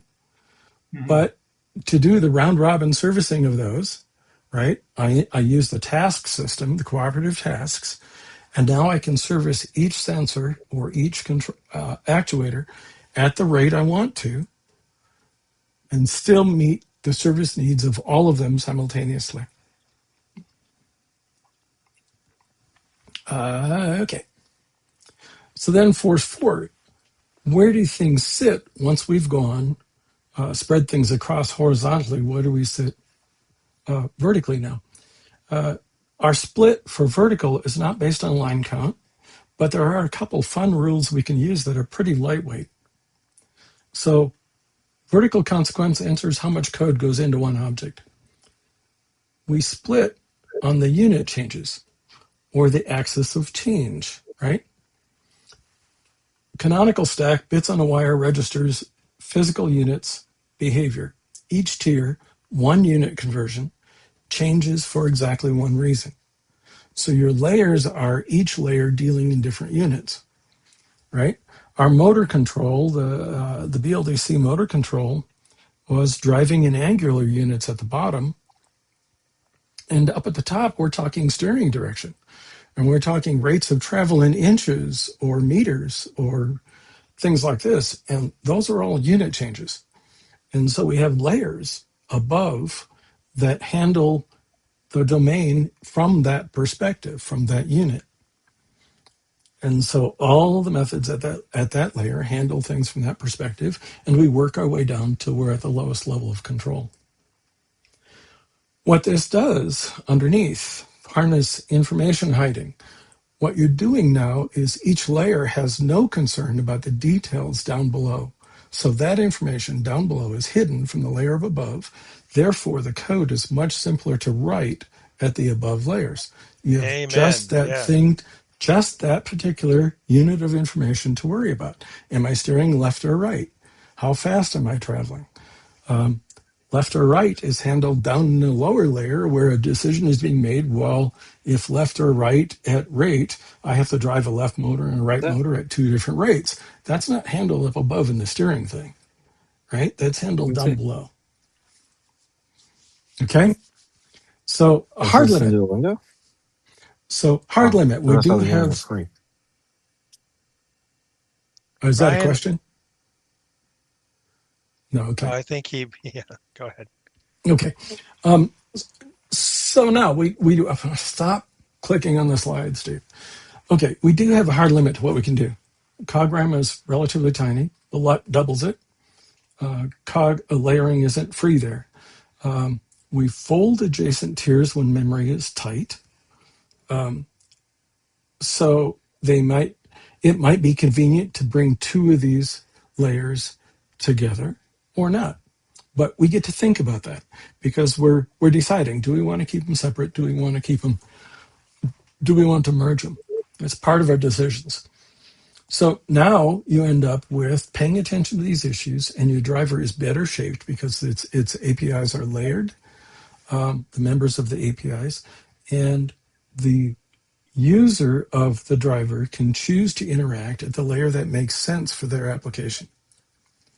So that's where that comes from. So completing, we have those forces we've been balancing. We've been studying who owns the wire. We didn't talk much about wire shape yet. There's a lot more detail in the document. Forces build a tree. Some objects live across the tree. name them, identify them, so you know where they are, what their purpose is, and you know where to attach it within the tree then. Safety overrides. We have that, what's that called in spin? The backslash abort that exits all the way Yeah. out to the top chip? Yep. Safety overrides. That's an easy way to get back all the way out to the top of your application when you have a concern where you're going to overheat something dramatically, you're going to drive into a restraint dramatically, or things like this. You can trip that safety override and the whole application stops. External interface translator. One of my latest things is I have a speech module. It recognizes words. It translates those words into integers, and I receive those integers down in the application. But I have to have that map of what those integers mean in the application. I don't put that map in multiple locations in the application. I put it in a single place, and everything flows through it, so the translation happens at one place. Config stores. There are many projects we're doing where we're going to write setup values and read them back. And so where does that live in the system? When is it loaded? Where is data passed? Is it stored in memory? Do all the interested parties just access that memory directly? There's a lot of things to think about with a config store. Then the one that makes development fun is test seams. When I have a data structure, say I want to build an object that is a FIFO or a DEC, or however you want to order the data. Inevitably, we build those from scratch because we think they're easy. And inevitably, they don't run the first time you build them. And so what I do now is whenever I build something like that, if I don't have one that I'm reusing, I build it. The first thing I build is regression tests. And so I run it through its paces, every expected behavior. By the time it's passed the regression test, I now can take that object, use it in my project, and know the symptoms and errors I'm having, the side effects I'm creating, are no longer caused by that object necessarily because I tested the heck out of it, right? And so test seams, where's the boundary? When you're bringing up the hardware, test seams seem to appear at various levels, those different heights that we talked about, where you have different units of measure. The test seams are related to those units of measure. And so you're going to exercise it from this perspective and exercise the hardware down below. Then you're going to move up a layer and exercise it maybe a couple objects now in a group from the layer above and exercise those as a unit test.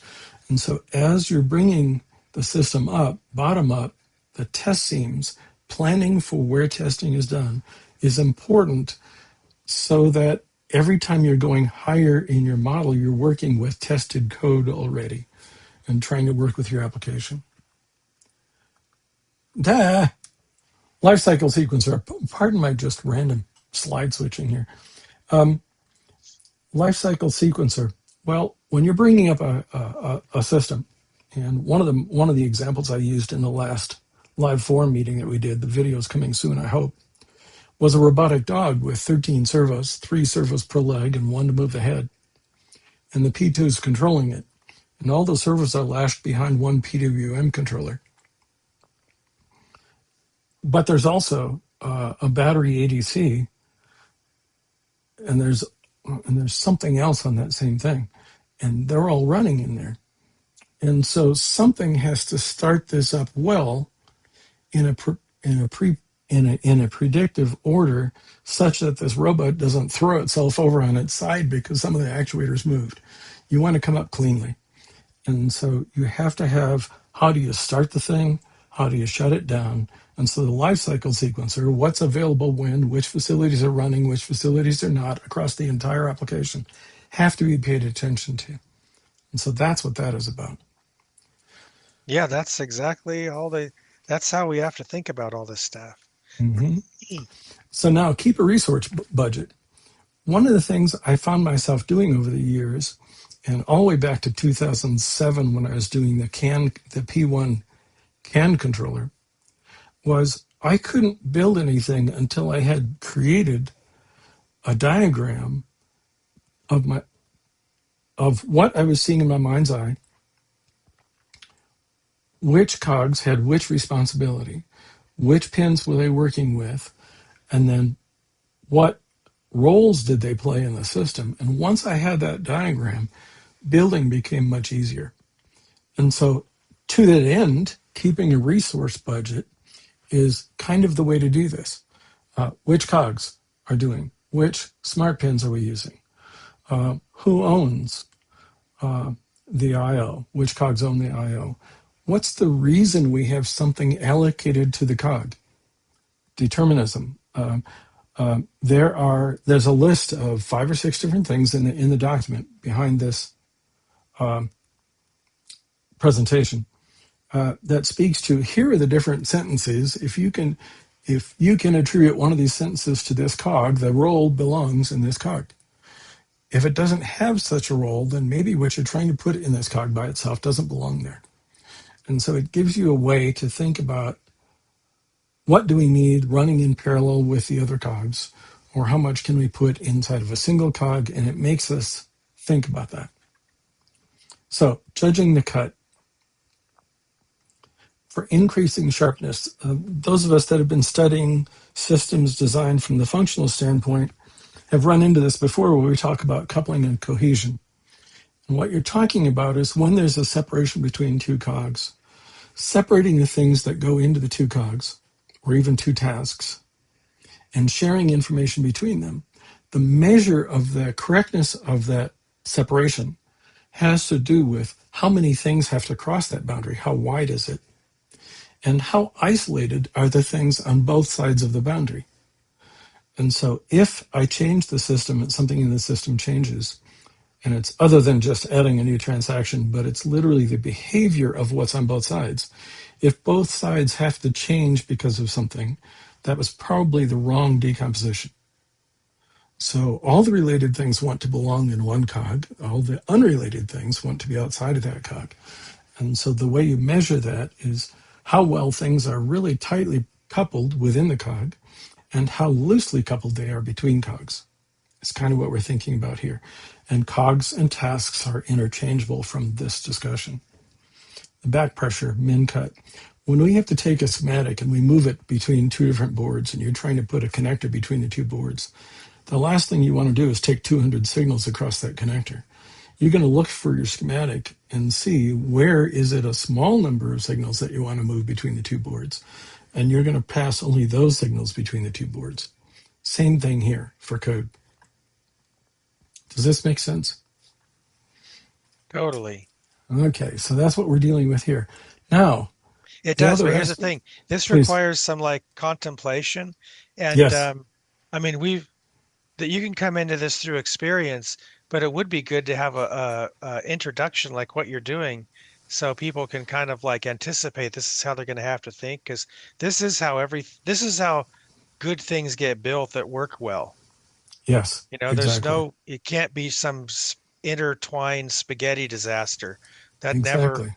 never is workable in the long run. But this is how to build stuff that's absolutely solid. Thank you, Chip. I like hearing that. Okay, decomposition revisable. Anytime you go through this, you're balancing the forces. You're then judging how well did I do it? What do I like? What don't I like? You have to think about it. It's a current hypothesis. It's revisable, right?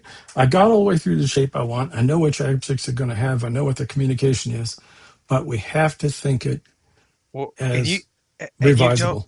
Oh yeah, it always is, because you can never fully anticipate and understand it until you start getting into it. You have to begin the journey, start working, and then realize where you can make these cuts and how you can redistribute things, and where you cut the pie and where you put the dividers, and then it all kind of comes together. But I've never known fully from the outset what something was going to look like, but I hone it as I work on it, and in the end it just works, and there's no funny stuff even possible. Like that thing we did for Doug, you know, that P2 industrial PLC kind of thing. Right. I got that. I just finished the software. I mean, I tested it as I went, but it was kind of correct by construction. We delivered it to the customer, and with hardly any questions from them. They got their whole project working with it. Beautiful.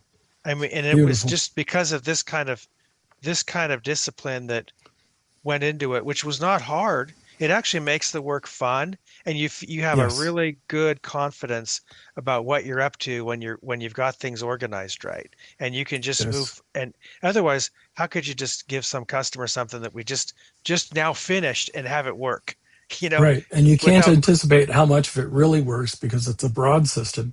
yeah, It's rich in feature. And oh my gosh, lots of things can be simultaneously wrong in that kind of right. environment if But you're if it's not correct careful by about how you build construction, it. yeah. Correct. But if you're correct by construction, you know that you don't even have to worry. There's no way it can break. It's just going to work. Yes, exactly. And when it doesn't, it's going to be inevitably, because of this treatment, it's going to be some complete oversight of a subsystem that you add that piece with the same rigor, and all of a sudden the whole thing snaps back to working again. Yes. And so it actually means the omissions are better controlled through fixes because the rest of the system is designed well enough. Yeah, and And it's so, it's yeah, an iterative process. You just can't correct. fully anticipate, but as you work on it, you start to realize, wait a minute, I can arrange these things better, and then in the end, it turns out right. Yes. And so what I did is I took the next couple slides here, take two weird projects, and I say weird because they're distinctly different. And we just run through the process and what does it come to? And so let's look at the method in action. First contact, hardware with a method. What are we going to come up with? Enumerate the wires, always. Triage against smart pins. Well, what features can we put in smart pins? And also, streamer sits behind the smart pins in many cases, and so you're talking about that as well. Assign owners, cog, transport per bus group. We're going to talk more about bus group in a second. List the cadences, which different time domains do we have to work with? And then resolve same bus rate conflicts. So cadence issues you have to resolve and figure out how to deal with. Draw the seams. We talked about 3 planes. And you're going to draw the seams and address each of the 3 planes as you're thinking about each seam. You're going to layer each branch. Now we're talking about the vertical layering, right? You're going to place the cross-cutting things in your shape, and then you're going to reconcile against budget and expected behaviors. The procedure is fractal. What do we mean by that? We're talking between cogs at the outermost layer, but within a cog, we already mentioned that we do multiple tasks to handle multiple sensors or actuators, potentially, in a design.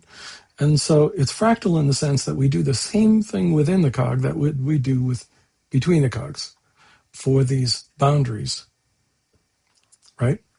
And so we're going to study the boundaries and make the same decisions between the tasks as we would between cogs.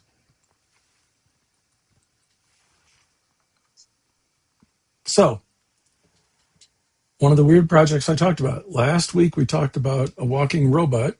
Actually, it's a 4-legged dog with 3 servos per leg. And we didn't know anything about how it worked. All we had was a code base that controlled it, and the code ran on a Raspberry Pi. We had to reverse engineer how the whole thing worked, and what we learned was there was one I2C bus that had a PWM chip on the bus, and a battery ADC on the bus, and an IMU on the bus. Behind the PWM chip were 13 servos. And so now you got 16 devices on the same I2C bus. And you have to figure out some way to control all of this. Well, they're all pretty important in terms of moving the robot. And so logically, moving this bus into a single cog, putting full control within the cog, understanding from an inertial perspective the orientation of the robot, and whether or not we have enough power to continue driving motion, was all a pretty reasonable thing to put inside of one cog. So here we have a I2C bus. On top of the I2C bus is the IMU device, is an ADC device, and is also the PWM controller chip device. On top of the controller chip devices is an array of servos, 13 servos, grouped 3 by leg, and then moving the head up and down. And so now you have architecture of objects all stacked, and you can imagine that all need to share the same I2C bus. And so all of a sudden, this seemed to fit very well in one cog. The shape was a traditional shape that we've all seen before, a singleton I2C, and then the derived objects on top of that singleton controlling the bus. We have another I2C bus, and that is the voice module that returns integers. Its communication is slightly different with clock stretching and things like this. And we don't need high-speed polling for voice commands. We also have a chain of like 7 LEDs, 2812s. We have the ultrasonic ping and the buzzer. Because, dogs should buzz, I guess. Anyway,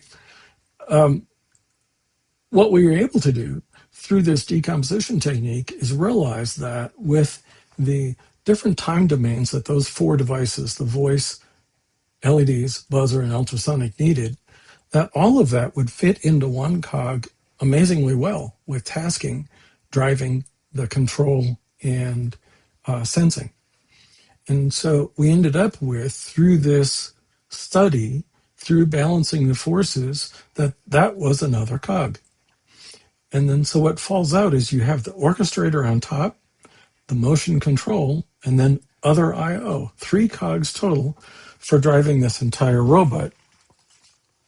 And this is what I'm talking about. It's a robot with sensors where I've taken off the Raspberry Pi, put a 3D printed carriage on there, and now I have a P2 controlling it. And so that's what this is about. And so the study using this method showed us that we only needed 3 cogs to drive this entire thing to any quality of movement that we really want, which is really pretty amazing. Because one of the first renovations after getting the motor control working I did was do some research on actual dog gaits and motion and say, okay, let's adjust the movement layer to use more of actual dog gaits so the thing looks more natural when it's moving. And that was just fun to see that happen. And so it all came out of my ability to organize the code this way and then just adapt the one layer. And so what that came down to is this is kind of what the system ended up looking like.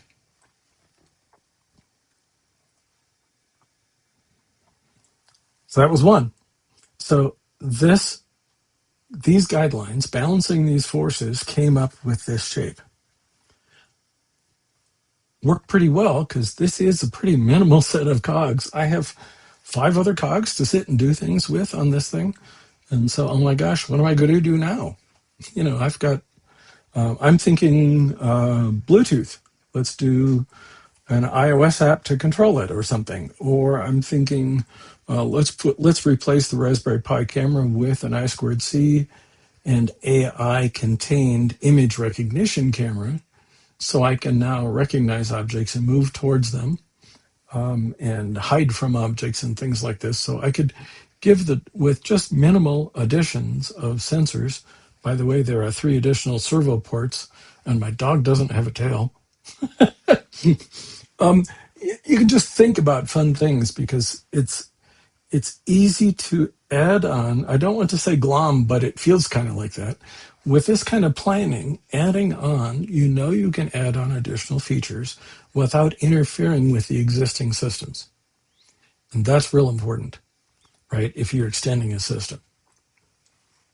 So going on, I had a different application. And I don't know if I can hold this up or not. Pardon the mess. It's a mess. Let me show you, though. Where's the camera? That is an 8x8 Hall effect sensor board. It's got ADC and switching logic to move from sensor to sensor in a fixed pattern. So I saw this being done on a Linux system, and the guy put up visuals, and you can literally hold a magnet over it and visualize which pole of the magnet is showing by the colors that you're displaying. And it's 8 by 8. And I said, well, what the heck could I do with that? And how do we have to organize it? Well, anytime I put a project on the P2, you know with my LED matrix things that I always go for what's the maximum rates I can drive something. And I hook up the logic analyzer and approve that it's going to work reliably. The same thing with my time of flight sensors. Prove the communication works, prove that I can talk to 4 of them simultaneously, and all of a sudden I've got a 180-degree field of view time of flight sensor, which is kind of fun. So Hall effect, 8 by 8 array, 1300 frames per second, that's going to overrun anything. But I want to run that at the maximum.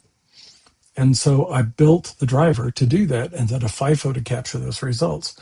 Now, FIFO is memory-based, and so you're going to have a limit of how much you can put in memory. And so I think about, well, how do I want to display it?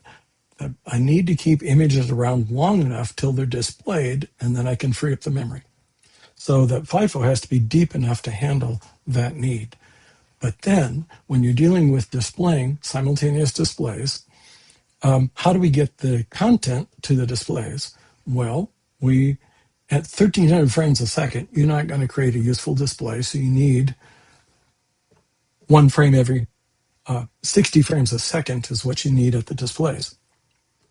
Okay, and so the first thing you think about is, well, okay, I just decimate them, remove all the middle ones and just do the 60th, and you get an 8 by 8 display. But if you get a little bit smarter about this and you do delta compositing, many different algorithms allow you to do this, you can actually improve your understanding of what image is being shown, and you can actually improve the resolution to show 16 to 16 or even 32 by 32 display from the 8 by 8 sensor now and get richer information. And so now, instead of just a decimator, it's a compositing running a lot of math with Cordic, algorithms being used to process the 8 by 8 image and come up with a 32 by 32 image. And you just have to do it fast enough so that you can put out 60 frames a second from the 1300. And so this became the design, thinking through the forces. Where do you balance the forces? There's rate, deacceleration with the first FIFO. There's holding and deacceleration again with the rightmost FIFOs, where they're going to suck at their rate. And the decimator only runs when something's available. And so it can say it's in its own cog, it's sitting isolated. And so this is how our decomposition showed up for this particular project. So just a different proof, completely different shape. This is talked about a little bit more detail in the manual as well. So that's all I have for this presentation. I tried to make it brief and just kind of whistle wetting. The document is out there. Do you have any questions over this material? Is there anything that comes to mind? Can I have my brain back, please? It's a quick run through of some random concepts, but boy, they work well together, and it's a lot of fun. It's really good that you've put this down and you've brought it up, because this is how you can make good things, reliable things. And then it's fun when you do stuff right. You can be totally confident about it as you step up each level of you know that you're standing on solid ground, and there's never any doubt about that. And if something goes wrong, you can fix it. Then again, the whole thing becomes perfect again. Yes. And one of the reasons that project I did for Doug, that P2 Industrial PLC thing, worked so well was it all really stemmed from the UDP protocol, which you have a set of registers going one way and a set of registers coming the other. And you assert your commands in your outgoing register set, and you get your signal back in bits within those returning registers. And that right there set up this kind of a thing. And so everything I did, programming, just automatically worked because of that basic contractual premise that was foundational to the whole project. Yes. And there's a case there too that I tend to think, like that second project I just showed, data flow systems have different effects than just control and sensor systems. And the different effect I mean is that each phase of the flow can be corrected independently, tuned independently, and dialed in. And so as you do that, the system to the left of all the tuning you've done is wonderfully rigorous. And that's what you're pointing out there. You got the transport layer beautifully sound, and everything builds on that. Yeah. And it was a funny feeling because they're like, okay, they're going to need this and this feature. So I add that in and I just give it a little simple test because that's all that's needed at that level. And I'm like, okay, I think it's ready. And we give it to them and they complete their whole project with it. Yeah. It was that's weird. So much fun. So much fun. All right. No other questions? Well, I'm sure there are, but. Well, then, what I'd like to do is turn over the floor to anybody that wants to talk about their experiences about decomposition. And this is kind of me just hinting at areas that you could talk about. But where were your successes? Where were your what things did you find hard? What things did you find fun? How did the decomposition work for you, not work for you? What issues were you dealing with? You know, this kind of thing. We've all been doing this, so we all have experiences. So I think I just stopped the share, did I? Or did I not? That slide was useful. You want me to keep that up? Until someone has something to say, maybe. Because it gets your brain going. It was the prompts, yeah, for us guys that have no memory. Go. This is functional programming right in our face. There is the input. That's it. Yeah, I refer to running out of cogs as straight out of cogs. And what I wound up doing, like my light controller project, I wound up finding, okay, what can just be cogless, and that display does not need a cog. Let's make the display cogless.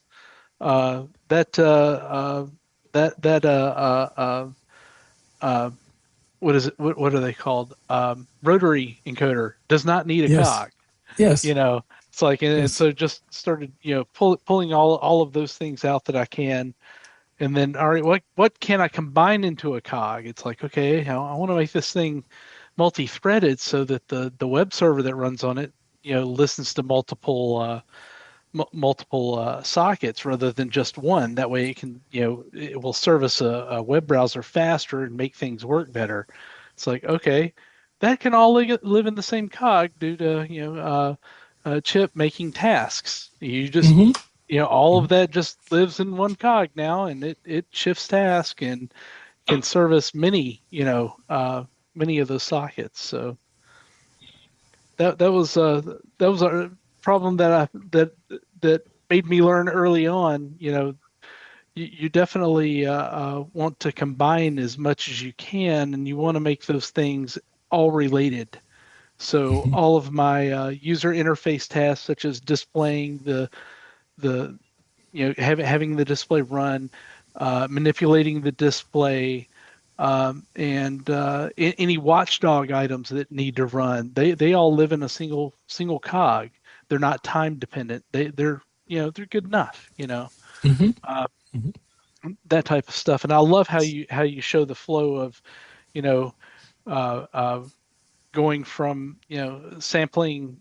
You can sample much faster than the data that you need, and doing the flow down to where it's like, okay, well, you only need this much. And in your document, in the document that speaks to this, there's another line in there that says, do you do the decimation in the sensor cog?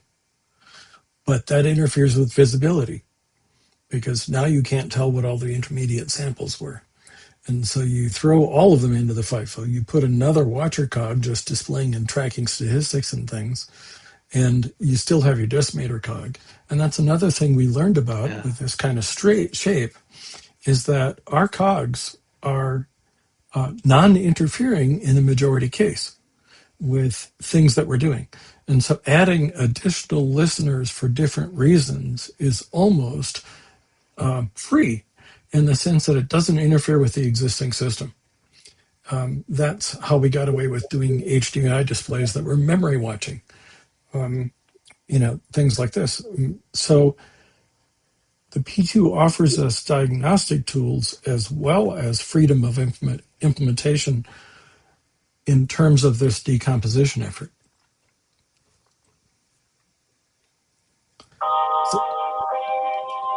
So Terry, fun to see that you found that same issue with aggregating a collection of things into this single cog and using the tasking. Just yesterday, I was at Doug's and he wanted to use for a lower cost project a P1, and so I had to remember oh man, I can't use pair or NA or count as D's in an instruction, right? They can only be sources. Anyway, so I got all that worked out, and I transcribed the code I had written for the P2 to talk to this 7724B. It's like a octal H bridge. And so we're using that to run a couple of DC motors, because you can buy these little 12-volt DC motors that have these gear reducers on them, and they're literally like the size of my pinky here. They're pretty cool. Yeah. So he's going to use those to control some lights and steer things and focus things and stuff. And so I got the 7724B SPY bus code working. So I have that running in a cog, right? And then I have a long, which I give it, which is its command word, and then some data comes back from it about error status, like did we trip the overcurrent thing or whatever, or did we overheat? Anyway, so I got that working. So I was then controlling. I had the low level thing running in one cog, which is just cycling through the 7724 command frame over and over and over. So as I update some variable in memory, I see the result on the H bridge output. And so I got it so I could do I could control the motor. I could turn a motor on, make it go forward, make it go reverse, brake it, float it. And then I'm like, well, gosh, I want to do some PWM, but I want to have a little bit of variability on my power control to the motor.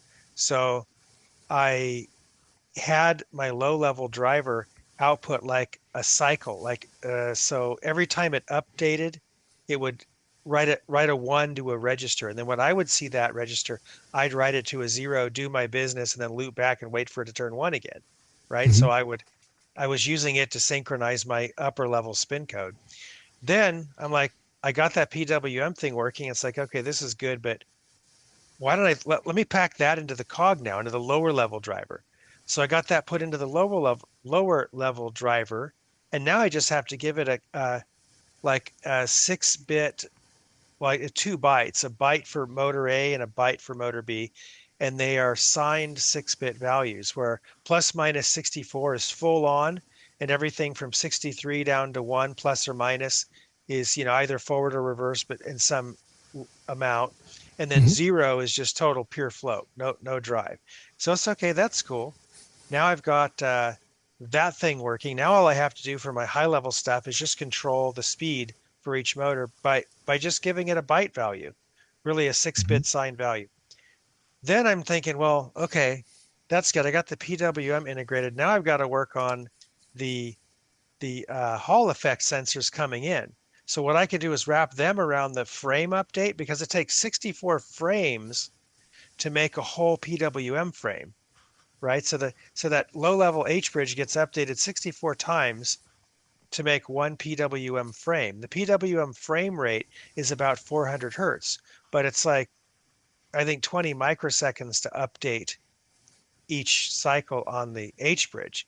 So what I'll do is, because the Hall effect sensors can come in at up to 4 or 5 kilohertz, I'll put those in the frame loop, right? So I'm going to monitor this is where I left off. I'm going to monitor the Hall effect. It's like a pulse train, like a quadrature encoder kind of stream that comes back to me. So I'll put those in the frame loop in the low level driver. And then in the outer PWM loop, I will do 2 things.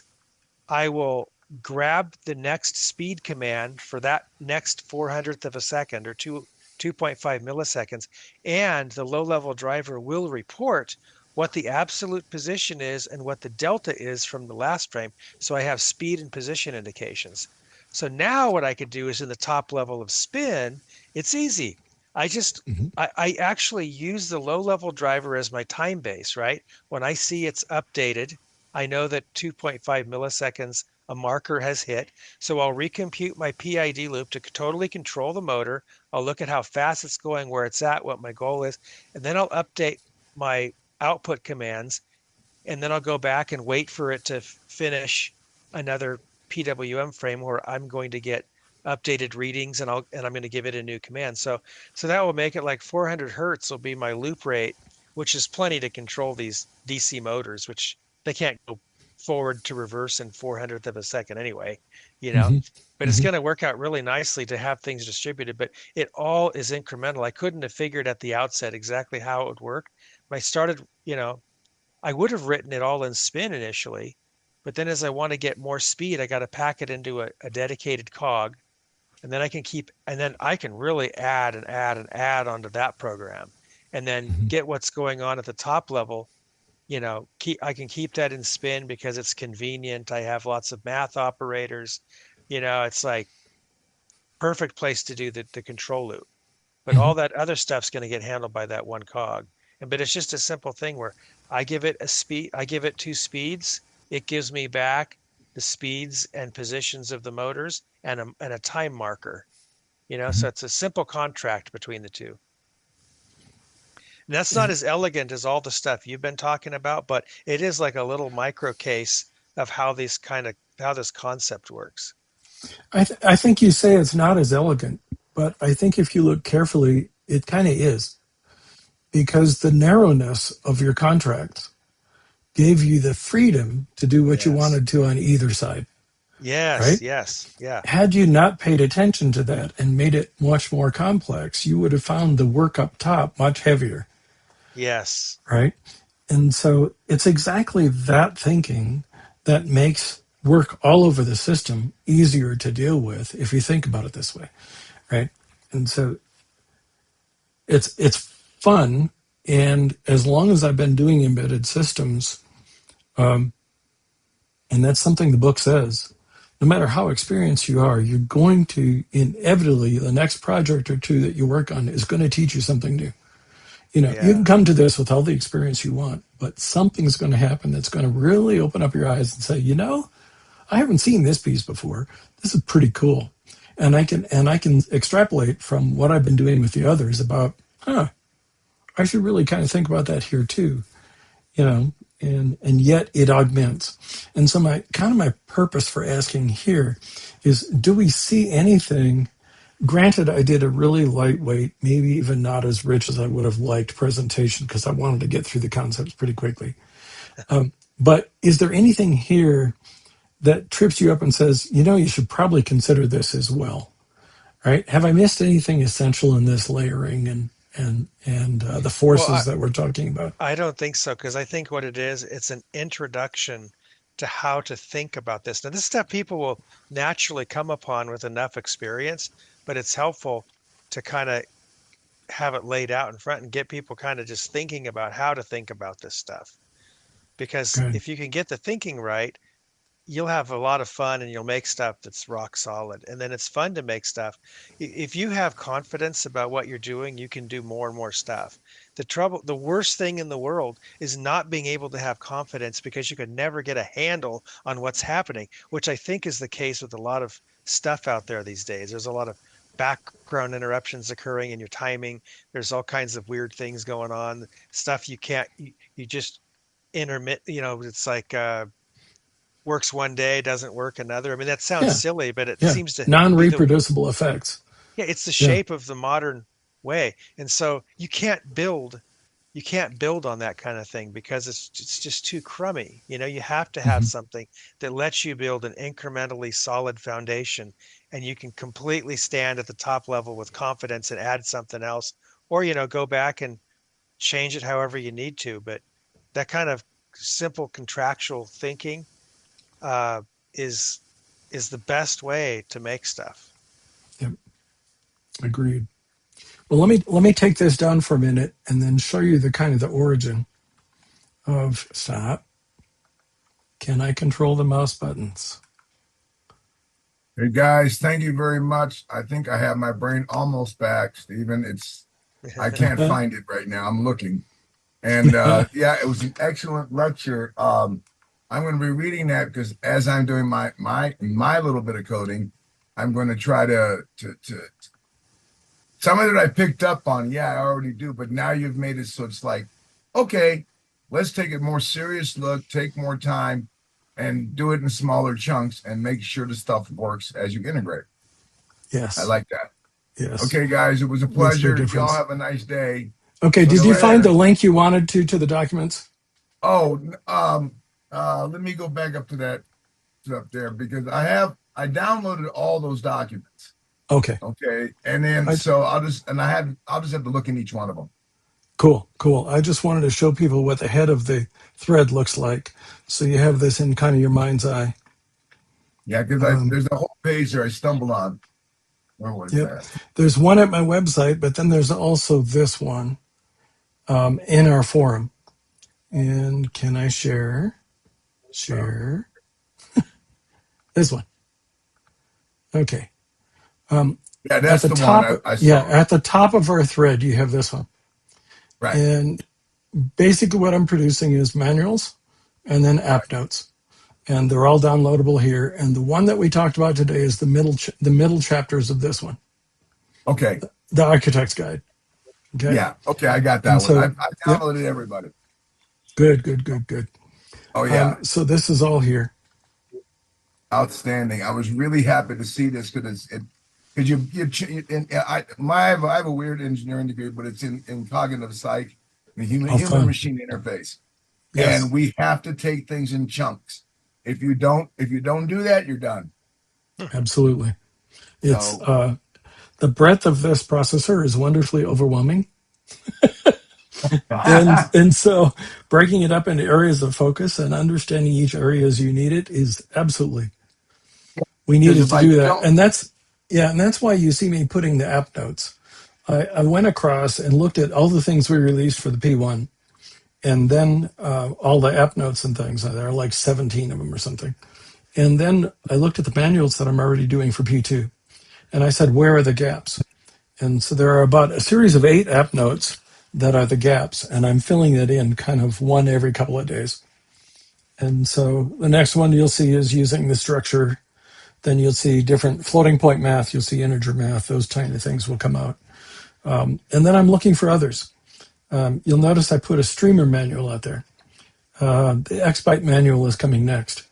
That's a little bit more difficult to write, but it's going to be as rich as the streamer manual, I hope, in terms of introducing the concepts and giving us the ability to use the XByte facilities in this processor.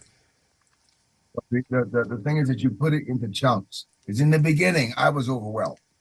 And then life interrupted, and then I finally, a couple of years ago, back into it. But now I have a better perspective of it. Plus, I made a lot of mistakes and blew a few things up. But that's okay. We all have. Yes. Yeah.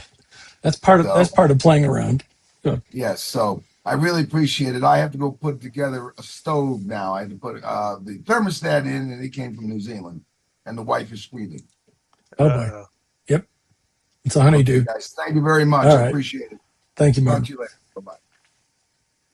Another app note, Stephen. Tasks.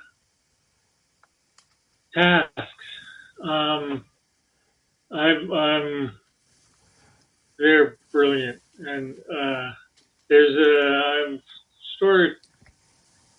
Well, maybe I'm just discovering the way to use them right, but I'm getting a pattern where I'd like to. I think I put out 2 apps. Encapsulate everything in a task at a time. It kind of there's a little bit of a object-oriented. It does cleave things off in a way that you can. Oh, I can move this task over here now. If you've got your other communications right, I've got to load balance my task, and here's one too heavy. and these are too time and critical. I'm going to back those down and move these fluffy ones over here. And here's one. I've got one I pulled down. The X-Byte was useful. Actually, is this stroke rendering. Yes. It's starting and stopping. It's not. It doesn't like. I like to just fire off the cog, always X-Byte, and just keep feeding the queue. But I had enough time. I could just shut that down, do some processing to get the next bit of information, and then step it back in and start it up again. Yes, and it starts up cleanly in context, so you can just carry on. Yeah. Yeah. One of the things, I don't know if you noticed, there are two app notes out there that I put side by side. One is the tasking system. All right, that was there. There's an app note for tasking. Okay.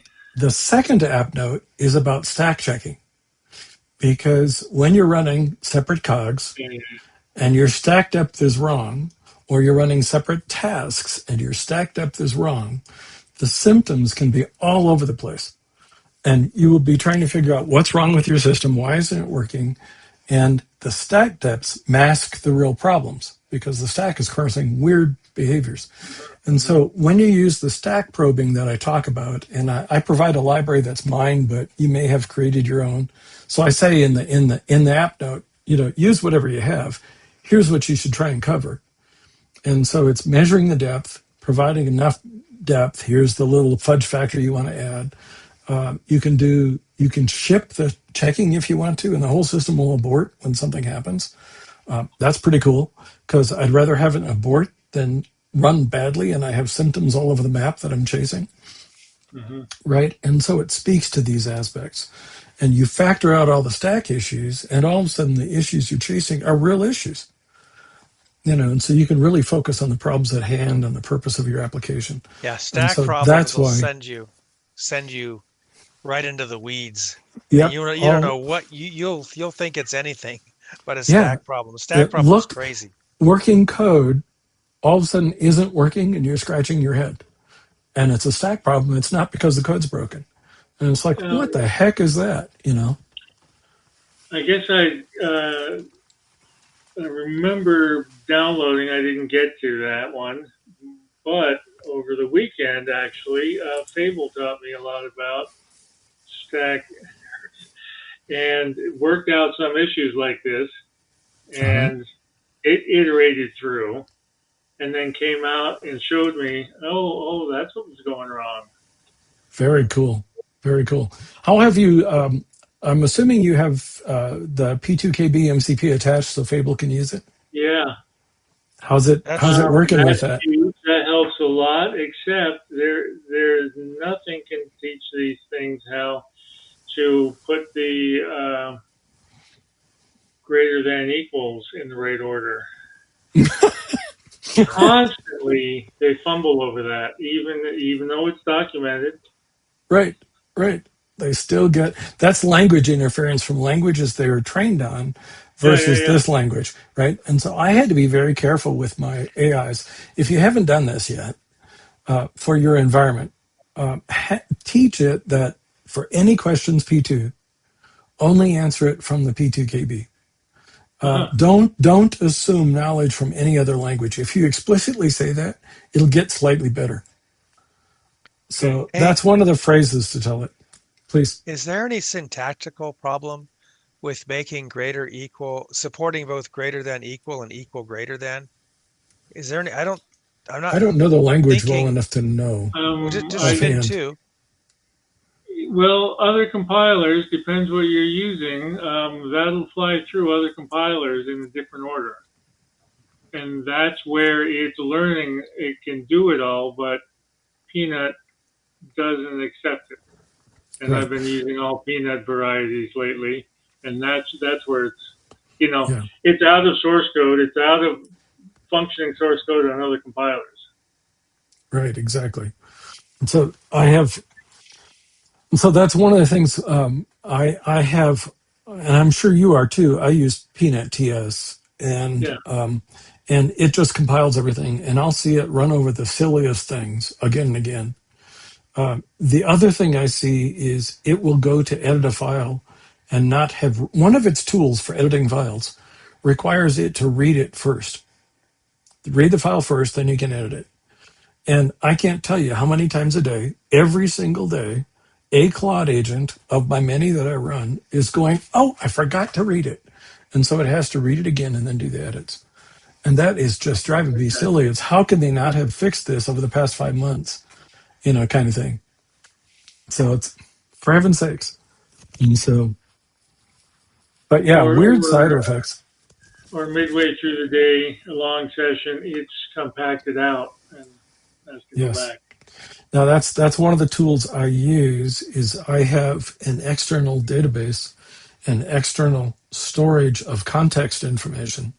It's an MCP that I wrote and I charge people for. But basically now I use that exclusively. And so through compacting, it just resumes from where it left off with no loss. And so that works pretty well now. And so that's made my environment much stronger. But yeah, it's something else. I'm finding the amplification really nice. The manual, the architecture manual, the first chapters talk about all the issues you run into in different shapes of projects. Where your information is coming from. Is it a code base? Is it a data sheet? Is it a Chinese data sheet? Right? Is it a language you don't know how to read, but you've got example code? It talks about all that. Where does your information come from?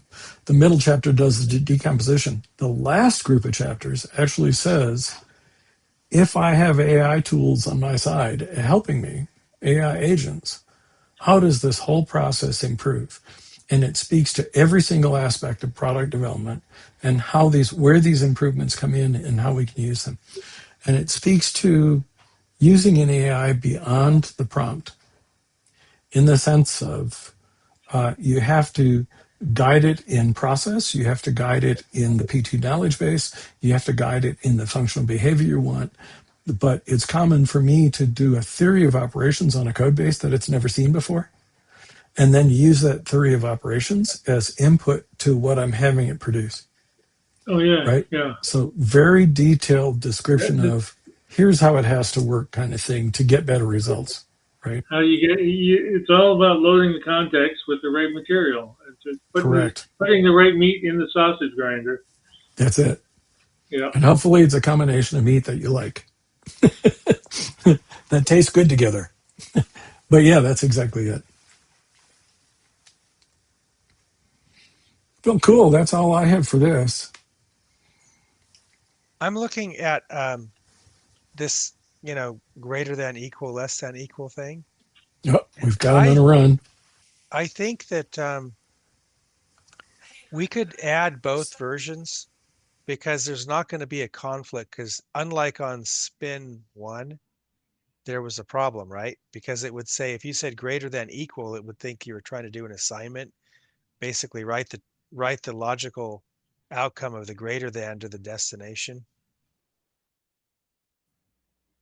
Are you still there? So because we have colon now, you don't have to worry about that effect, is what you're telling me on the assignment. Because we have colon? On the assignment itself, the equality operator can't be confused with it. Yeah, right. You're right. There's not going to be an assign potential. This would mean, let's see, there's 1, 2, 3, 4, 5, 6 cases where we could support both. Because in all these cases, I'll be right back. All of our equality operators, it's let me make this a little bit bigger.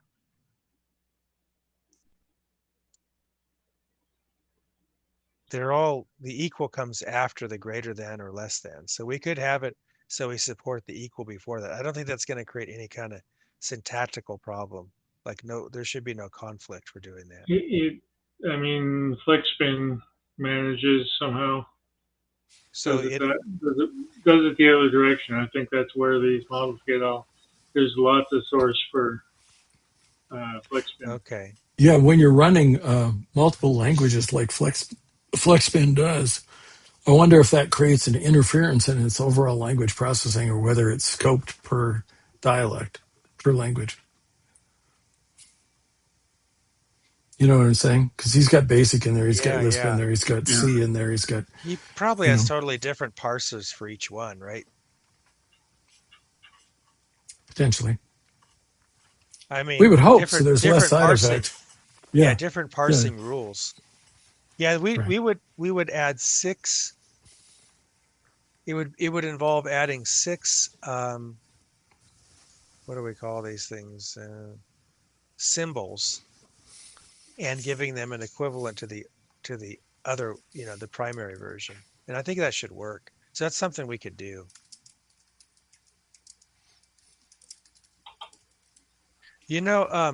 About this, a little more about this matter of building or correct by design. It's kind of like, this concept of Q, right? Like Yes. how concentrated, I mean, how would you define Q, Stephen? Go ahead and catch me up. How would you define Q, the concept of Q? It's like how, it's kind of like, it could be a measurement of strength, right? And purity, or if everything that goes against correct by construction, it drives the Q down, right? Okay. And if your Q is forever suppressed, you can never make anything right. You're just dealing with, you're like shoveling mud all the time. You're never getting like a supersonic rock in motion. You're just dealing with junk. So all this correct by construction stuff, as it builds, it's like the Q just goes infinite. Mm-hmm. There's nothing hindering it and pushing it back down. Mm-hmm. And I think when you're talking about fun, the way I tend to think about that is the when I have a successfully working environment, I have the confidence to move forward into new areas. If it's been a struggle to get a particular feature working, I kind of lose that confidence. Yeah, yeah. And without You know? confidence, you can't push forward very, very well. Mm-hmm. And you kind of reach my head's full end of the day, and you have to let yourself clear for a day or two before you come back, and Yeah. with enough impetus to try again despite what's going on. Yeah. Yeah, yeah. Like it just kind of uselessly tires you out, and you just kind of, your energy has been spent on spinning wheels and getting nowhere. Like, someone that's told to fix a bug, and they fix one case of the bug, like, done, I got it done, it's fixed, and then it's still broken, and then things drag forward. Now there's more crap in the code that has to be extricated later and fixed, and it's the chances of that happening are getting lower as the code gets more complicated. So it's super important that things get done really well out the gate, or at least they're revisited before they become too complicated to fix, and they're made right so that you can really build that. And then the queue can go to infinity and beyond. and beyond. Oh, now we need a different outfit. Yeah.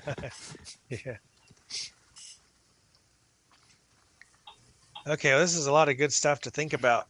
I'm glad you kind of thought to talk about that, and you thought about how to talk about it, because you kind of really codified it, what the matter is. I hope so. And I'm going to keep an eye out. This is the first stake in the ground, if you will, on that way to think about it for me. And so if I see more, if I see the projects changing things, or if I get, feedback from all of us here in the community, that, here's another aspect you can think about, I'll just keep adding it to the documentation. This is living documentation. I know that one interesting thing throughout your presentation, you really didn't mention Claude very much. Right. It's like it's been subsumed into your like workflow, so that it's a tool, but that's not exactly why I didn't mention it. The first two sections of the book are intentionally made agnostic of using agents because it is our process we need to internalize as we're developers. Agents are an accelerator for us. It's just a tool we can use. If we don't understand the processes, our ability to use that tool for the same processes is going to be just as broken as us trying to do it without understanding it.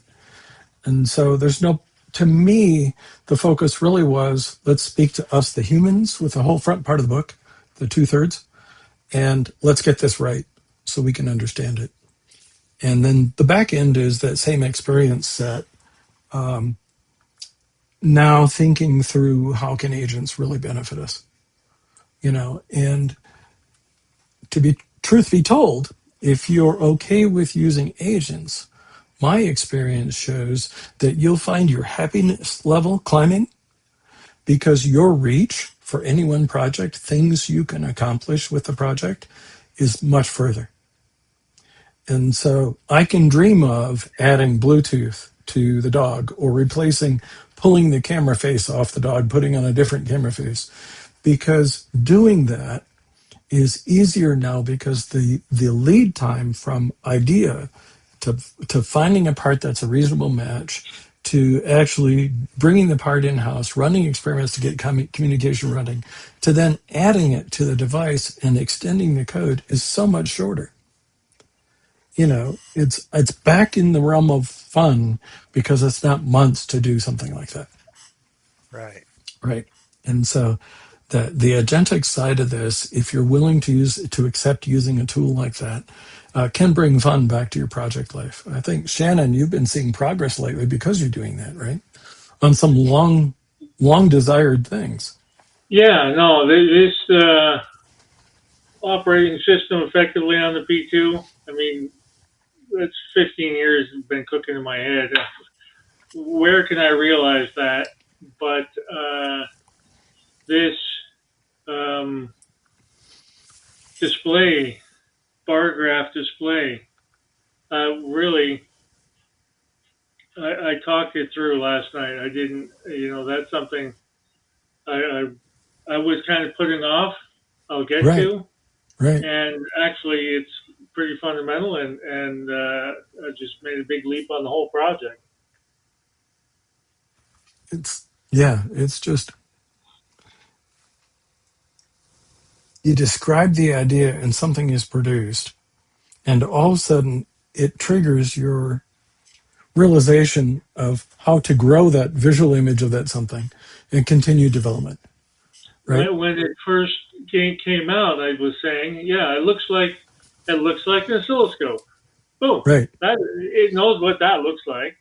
And then I looked at the screen and was looking at it like I've always looked at oscilloscopes, and kind of, it's still not answering my question. It's not feeding me what I'm looking for at the time. And I cocked my head sideways and thought about it a little different and said it. And poof, there it was. And that just opened the floodgates. Well, that's really what I'm looking for. And it kept building. Yes. And so now our rate of experimentation is different because we're using the agents. Our rate of what I found is that breadth of search for product match, or breadth of search for protocol between devices, or breadth of search, I'm able to make a much better choice because my range of information available to me now when I'm trying to make that choice is so much broader because I've got something going out and doing searching for me and really finding good results. And so all of a sudden I can narrow in on better choices than I would have made through just experience alone. And it's teaching me. I'm learning every time, right? It's not preventing me from learning because I'm using this tool. It's giving me more information to learn from, is my finding. And so that energizes me. Feel bad about trying experiment. Try it. I'll complete something that would have taken a day to do, or do 2 or 3 at a time, and then learn from all of them, and then combine the good from all of them. Yeah, stuff that just was years in the working. It just took so much energy to do that it wouldn't get done before. Yes. Yes. So all of a sudden, I'm energized. One of the issues I had was my flight sensors was that was all hand ported from C or C++ to Spin 2. But using those sensors, you have to download a binary object to the sensor, which it loads and runs, and now you can communicate with the sensor. And so you couldn't even begin using a sensor until you had a loader running for the part, which means logic analyzers, see if I can load, see if it's responding to load, see if it, right, it was just a mess getting that working. Well, I'm a year and a half out, or 2 years out from that. Now they've done 4 major releases of that downloadable image and the surrounding interface libraries. And I'd have to go back and figure out those differences by hand and merge them in. And that's a month-long or 2 project, understanding it well enough to re-encode the changes and to look for all the deltas. Yeah. Not that way with an agent. That's maybe a week's worth of work with an agent. So it's a very different thing. I can bring that project forward. I can take benefit of new releases and not have to worry about the extreme time constraints. And so in the end, I can use this to make a better, more lively consumable for the community because I can keep it up to date. Kind of fun in that regard. And, big complex thing, you got 4 different sensor tables coming in from that thing. I got one of the tables landing in the wrong place. How in the world do I find that and fix it? You point the agent to it and say, what's wrong? And it goes, it's here. It's like, thank you. I'm perfectly okay with getting that kind of help. I'll take that.